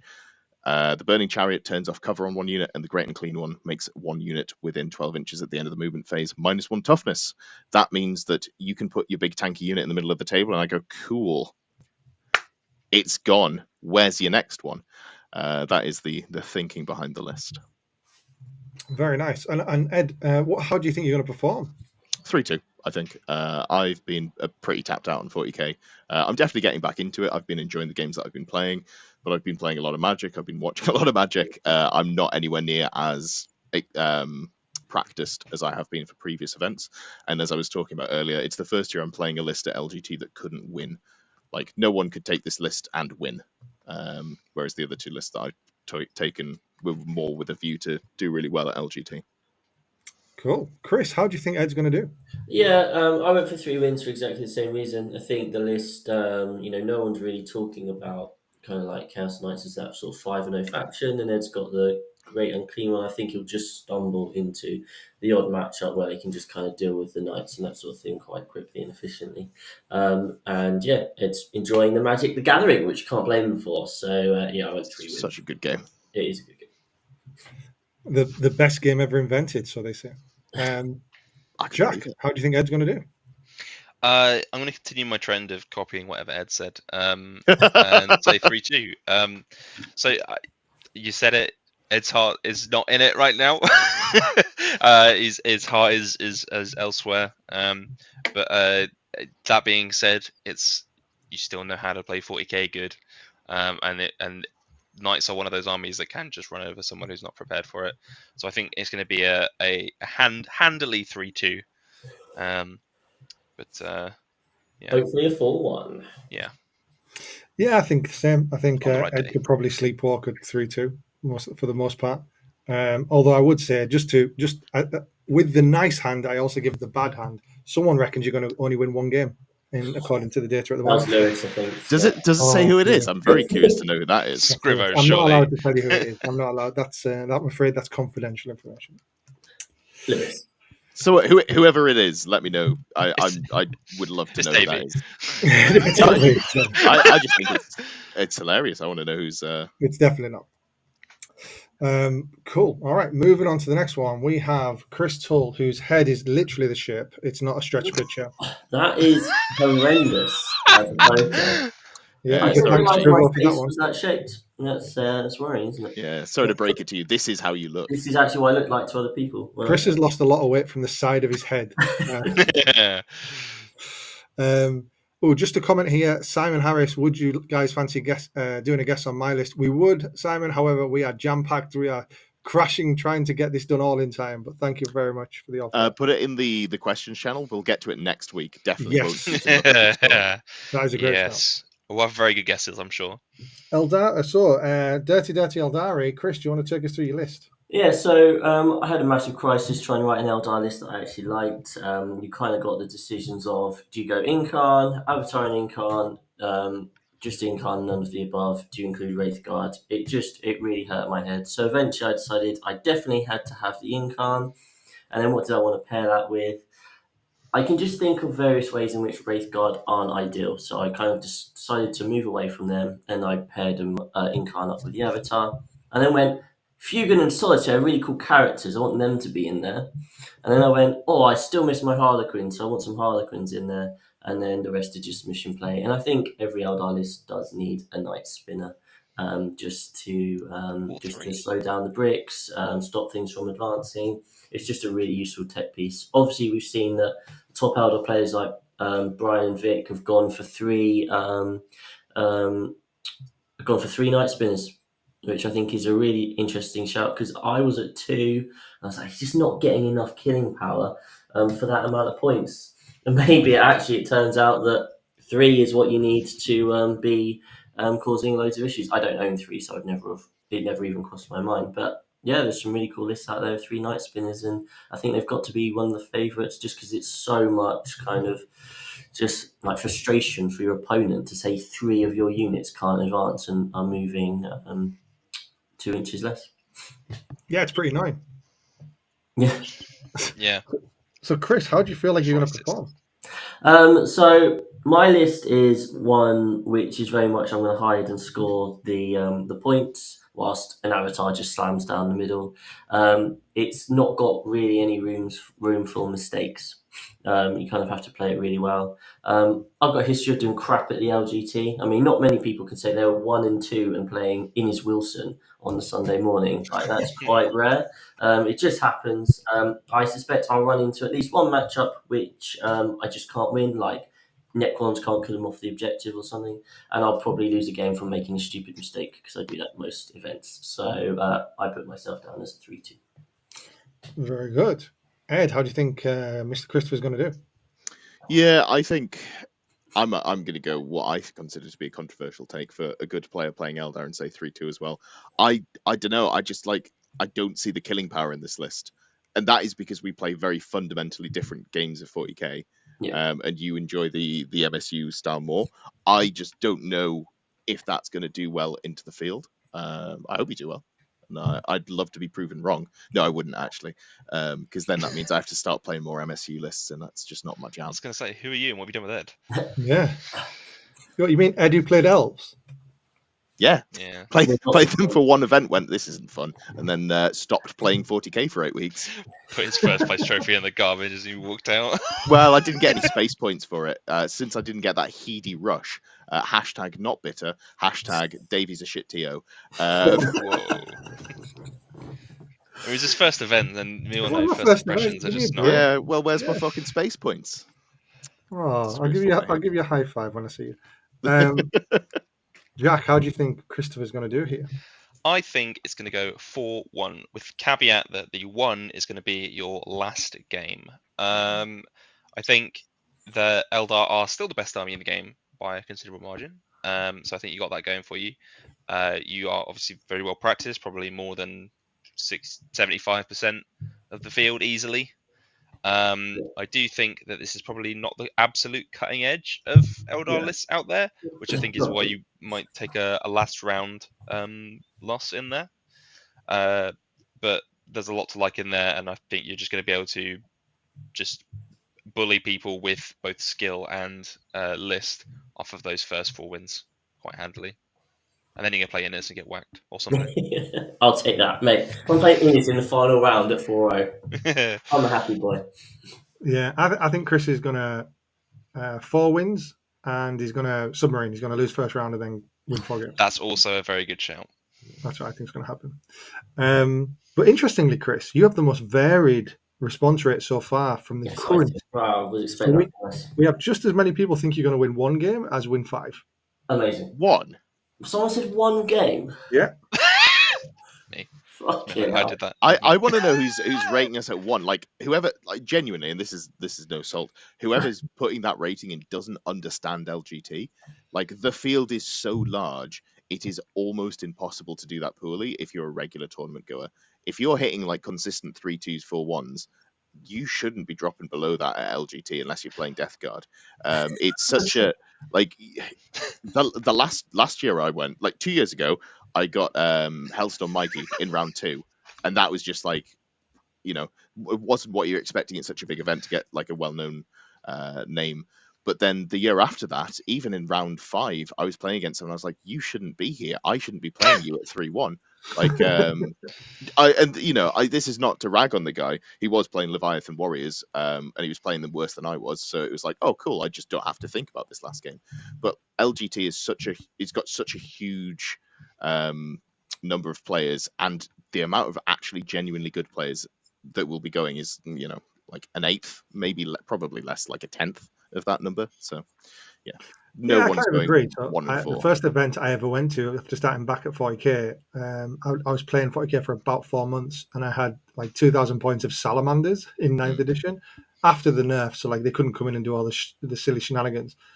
And I went 3-2, and I was an absolutely abysmal player, not much different from now. So just to like spin off to that, any of our viewers who are going, first of all, please do come and say hi. I'd love to talk to you. But also not mid game. If you talk to me mid game, I'm going to be Yeah, really that's grumpy.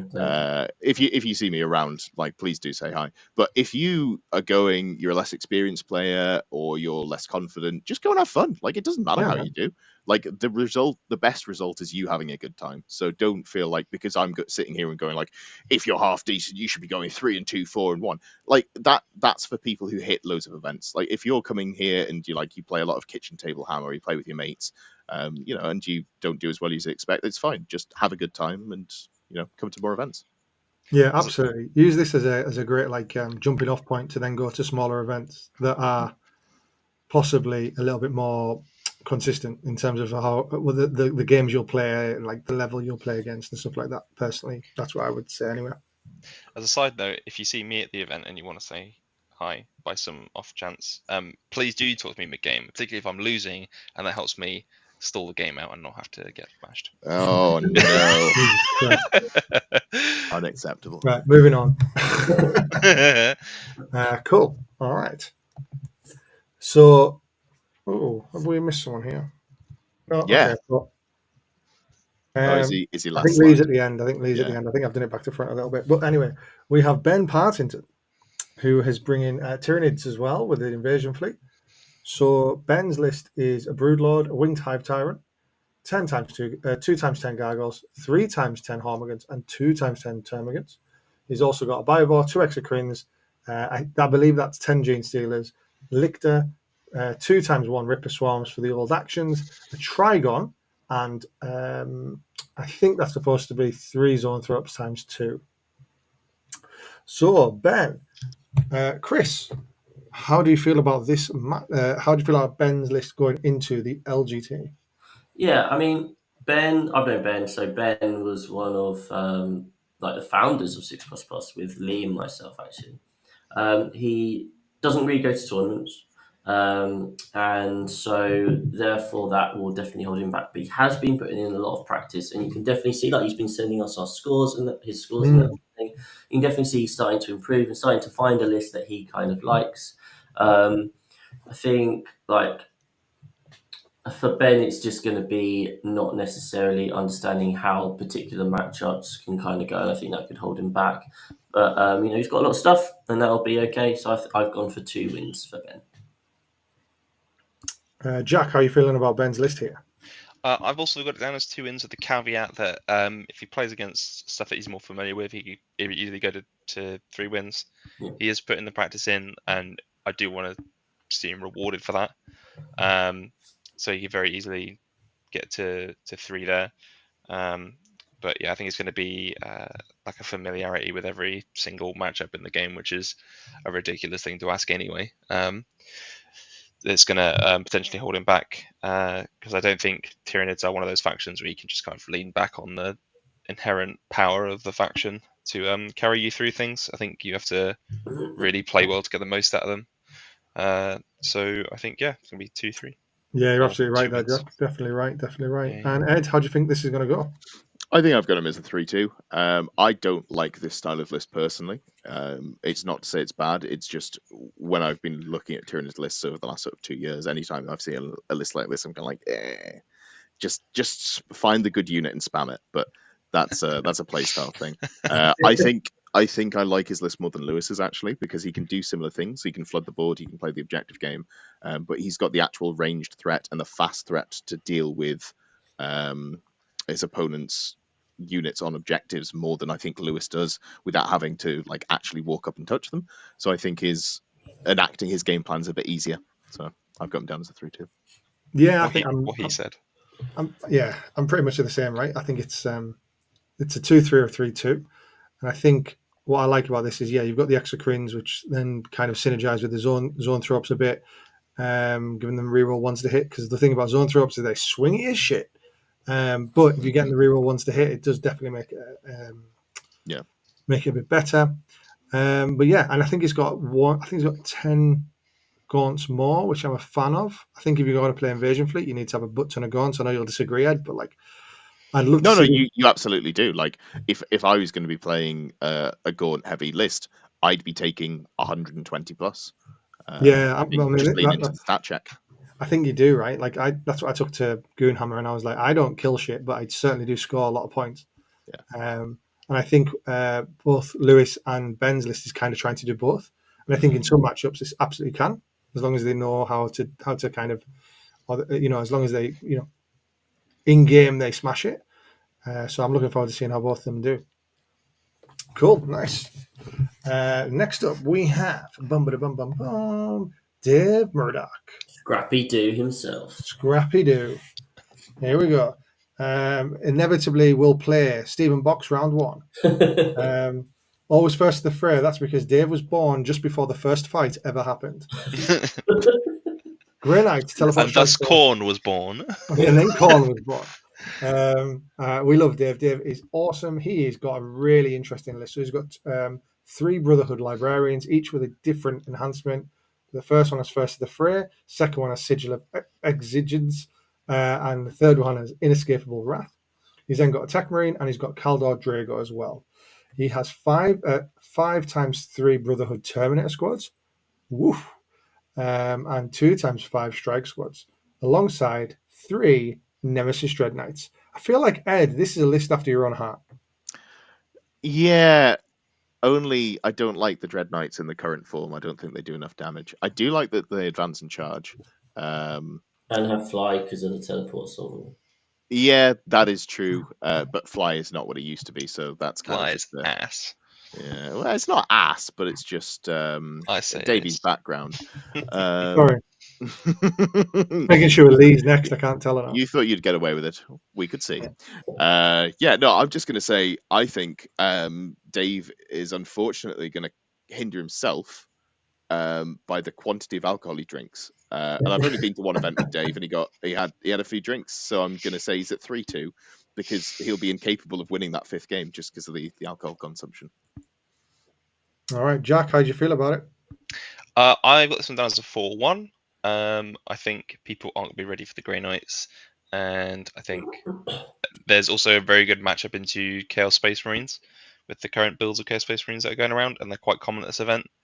So that's also another strike in his favour. Yeah, I do rate Grey Knights quite highly, and Dave knows what he's doing with them. He's been playing them for a long time. So, indeed, Chris, how do you feel about it? Well, as a fellow Grey Knight main, I do really enjoy this style of list because I especially like 3 librarians. Grey Knight's actually got a good matchup into Eldar as well.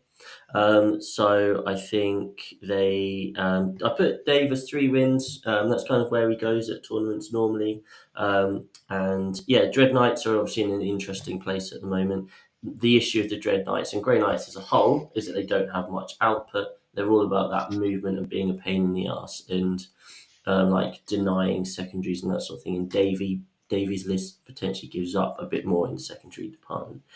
So yeah, I've gone 3-2. Yeah, I'm feeling the same for Dave. I think I don't think he's been able to get many reps in recently, and I think that's probably what's going to help hold him back. He plays Jamie, the 2 Jamies a lot. Ah, right, okay. So he plays Tau and Death Guard. Tau. The 2 extremes: a good army Yeah. and a bad army. Oh, James been using Tau are pretty bad. Demons as well. So. Oh, demons. Okay, cool. So he gets a little bit of Another bad army. Oh, Don't like that. No, well, no, I think I've got Dave as a 3-2. He's a pretty reliable 3-2, reaching up to 4-1 on occasion. Oh, reliable. Oh, reliable. Let me see what people have been saying about Dave. We've got the majority saying 3 here, a couple saying 4, just as many saying 2 though. So I think there's a very big kind of majority of people saying 3 with a little bit of edge either way. Very cool. Well, best of luck to Dave. And then we'll go on to our last one, guys. Mr. Lee Churchwood, Blue Steel himself, the Dark Prince. He is taking a Chaos Space Marines attachment with a Chaos Lord, which is undivided, another Lord, which is undivided, a Warp Smith, which is Zinch, a Cultist Mob of 10, which is Zinch, a Nurgle Rhino for that You Don't Shoot Me ability, 5 Chosen, again undivided, and he's got 2 of those. He's got an Undivided Forge Fiend, a Nurgle Forge Fiend, 4 Nurgle Obliterators, 4 Undivided Obliterators, and 2x5 Slanesh Warp Talent, 2x3 Nurglings, and the Changeling. Oh, the fucking Changeling. So this is a list and a half.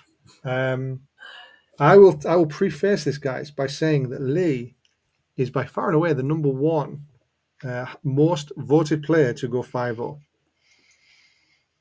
in the data so far. Strong. It is. But Jack, what do you think? 5-0. I have this as a 5-0. I think this is really well thought out. Having spoken to him about it, I think the Chaos Space Marines are very well placed to do well at the event, just through A, the UKTC maps, and B, just the strength of their index. I think they're at quite a high point right now. I'd probably put them out there as like a top 3, I would say, quite safely. Also, the Changeling is a jerk, and I hate him. So yeah, I reckon he's going to go 5-0. Very nice. Ed, how do you feel about it? Yeah, no, Lee's going to do great. I'm not going to make a second 5-0 just because that feels like a cop out. Given that I said that I don't think any of us are going to go 5-0, but I think I'd be very surprised if he does worse than a 4-1. Like, I think he's got one of the best chances to consistently do well. He's got a great list. He's a very talented player. Looking at this makes me feel a bit sick, honestly. Just this list is disgusting. Yeah. For people who don't know CSM, all the things that are marked as undivided for a strat can get full rerolls to, is it hit and wound, I think? Yeah, hit and wound.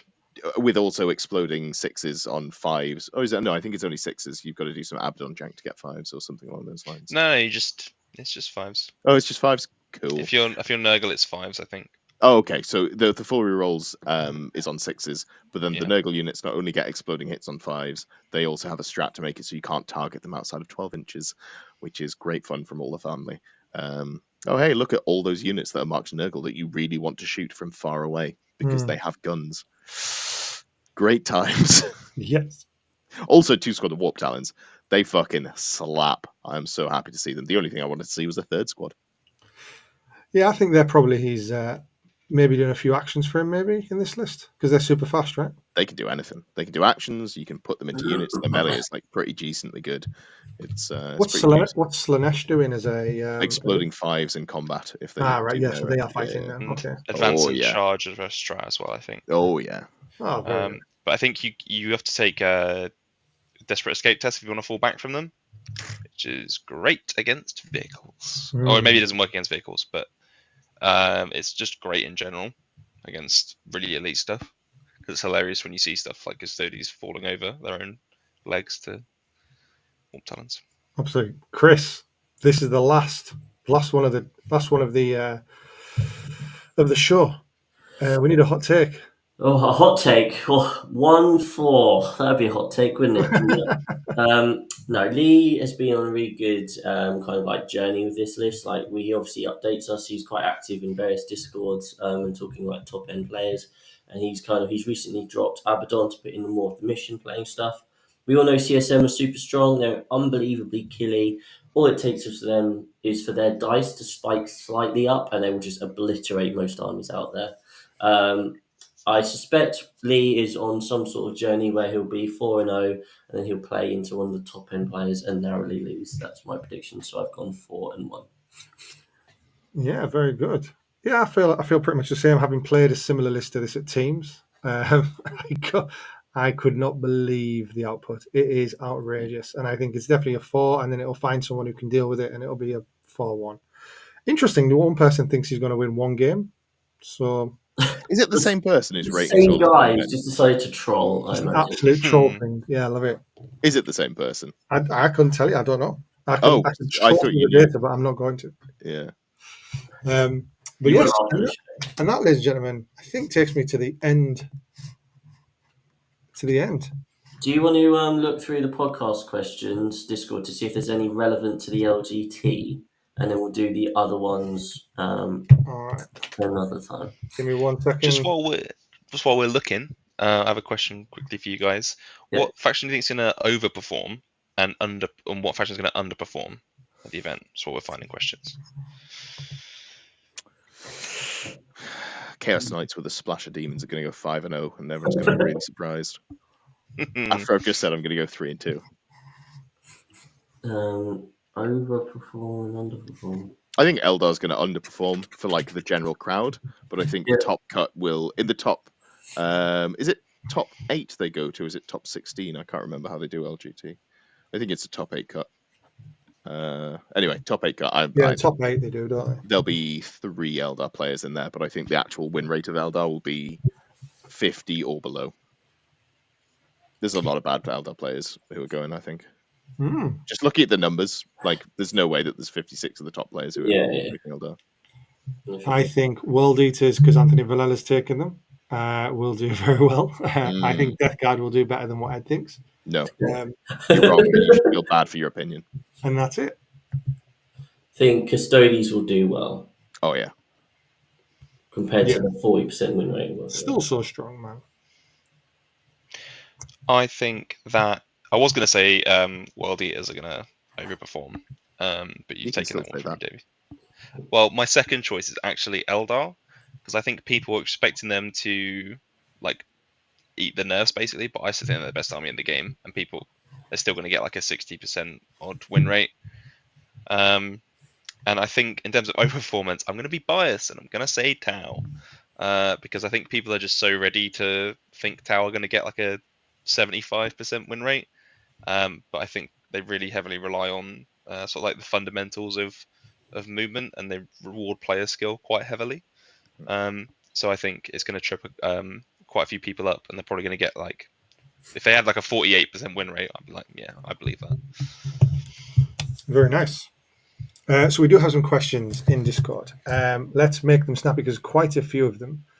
Okay. Just do the ones relevant to the LGT. Yeah, I'm going to, So who from the 6++ will do best at LGT? Chris?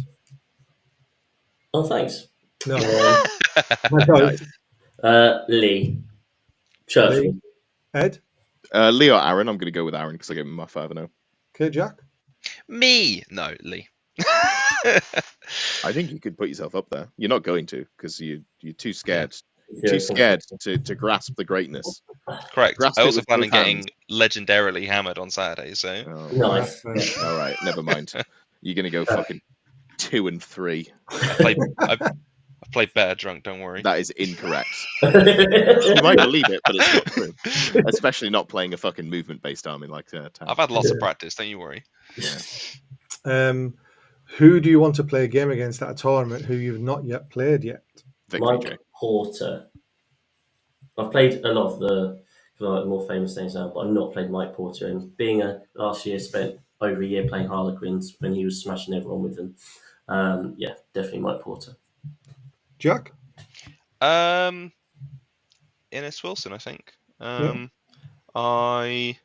I don't know that there'd just be a black hole of negativity between the two of you. I don't think the game. I don't think the fucking hall could manage. You'd all just it would all be compressed, and we'd all just sort of like be drawn into the gravitational pull of the depression between the two of you.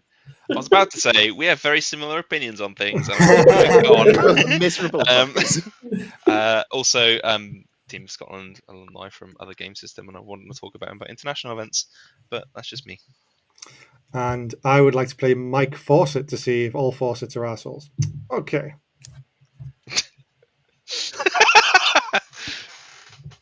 Come into your house and shit in your toilet. Did actually do that. Hold on, never mind. Let me come up with another simile. Most you've already done that. I have done that. Most faucets are either like hot or cold. There should be a spot prize for the first person to moan about their round one opponent. Chris, can you implement that? I can keep an eye out for it. Have a word. Come stop being a miserable cunt. Yeah, I'll drop him a message. Who will have the most bang average LGT performance, and why is the answer Chris? Well, that's from Hannibal.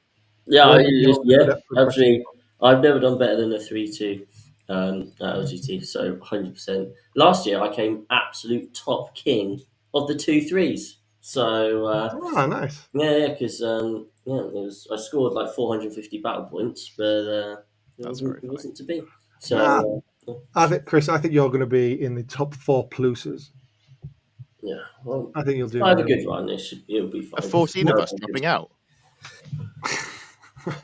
we should also mention that obviously we have a Best in Plus award, and Tom is currently the reigning champion. He won it last year, and currently he's sat in the lead. If you look through the cards, I think he's currently like 30 something. I'm like 50th, and then we've got some people who are like 60th and 70th. So Nobody told me there was a prize. Fucking there is hell. I'd be there is a playing an actual trophy. faction. There is a trophy for best influence over the course of the season, and there's multiple of us who just need one good LGT to steal it from Tom. Oh, very good. Wow. My vote goes to Jamie East for the most bang average LGT performance. Nice, yeah, he is a good middle of the pack 3-2. Yeah, just with Death Guard, I think he's good enough to make it a 3-2. Ed, what do you reckon? Not Death Guard. Who's going to come eighth out of all of us, basically? Yes, good question. Oh, That's a good God. way of putting it. I will put. I'll say Dave, I think. Yeah, Mr. Grey good Knights. one. Yeah, good one. And then Jack. Tom. All right. Hot take. That is a hot take. That is a hot Tom's take. going to I've win got the to have faith. Invitational and then come into, day 2 for him, day 1 for us, fucking ready to go. He would have taken down Carl Grundy, who's his first round opponent. Yeah. Tower a bit shit, so he'll probably win. He'll be fine, yeah. Votan main. He'll take time. And all right, and then the last question here for the LGT. Any other questions, guys? I'll pick up next week. But this one from Jack Asher, who will be involved in the inevitable Plus-off later into the LGT? Probably me. I tend to draw teammates. At Newcastle, the Newcastle GT last year, there were 4 Savvy Submariners there, and in round 3, all of us played each other. So it's just inevitable. I played Lee Jones. I think it was 3 tournaments in a row one time. So I'm going to say me and Lee. Not that I wouldn't enjoy that. Lee's a wonderful opponent. He is a wonderful opponent. I just know it's not going to be me because I'm going to be in furious back-to-back jack-offs with the other 14 jacks at the end. Excellent. We're all here for that. Yeah. Yeah. I'll video it and we can put it on the On our OnlyFans. Yeah. Really milking that joke. It will never end. Not until I change my name. Yeah, very much so. Yeah. Cool. And I think that brings us to the end of this episode. Thank you so much for sitting through this. Is there any other questions, Jack? Actually, Jack says, "Which 6++ will draw me this time?" I'd love to play you again, Jack. Let's just ignore whoever we get round 5 and just play each other. You and me. Seems reasonable. Well, I wouldn't because I don't like losing. Just win then. It's one jack off, you can't win. Sure. All right, guys. Well, thank you very much.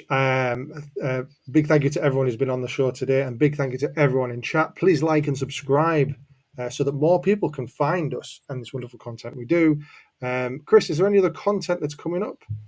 Yeah, so Davey did his most recent bug watch last week, which was really interesting to kind of catch the latest tune lists.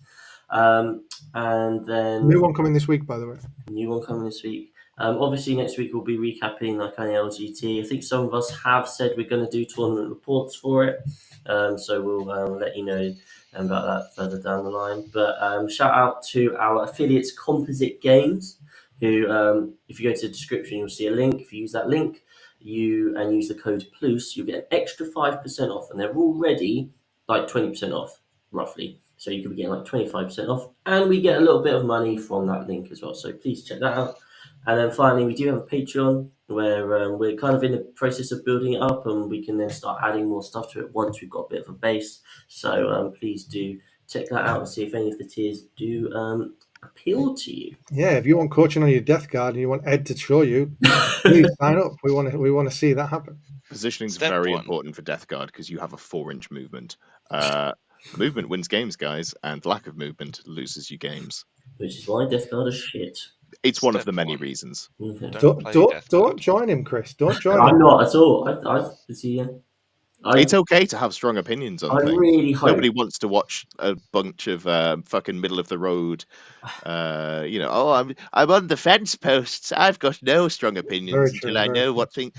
However, I do know that Death Guard are factually the worst faction in the game. That's probably not true, but they're just not good. Sisters are still in the game, so Yeah, I'll walk that one back. They're like bottom 3. Yeah, sorry to Simon in chat about this, but I think Admech still like just not getting any love. I've got a buddy who's playing his converted Skaven Ratmech. Look out for those. Cool. I've played that guy. A very cool guy. Is that? I think maybe hopefully it's the same guy, but he was a very cool guy. Yeah, he's going to play against Knights 5 games in a row, and he's just going to go 5-0 and take the world by storm. Yeah, he can kill 2 big Knights a turn. I can see the YouTube thumbnails now. Yeah, absolutely. You won't believe this. Super. Well, thank you very much. And everyone have a great weekend. If you're going to the LGT, come and say hello to the guys. I won't be there, unfortunately, but I'm sure these 3 lovely faces would love to say hello to you. So we'll call it a day there. Have a great evening, and we'll see you next week.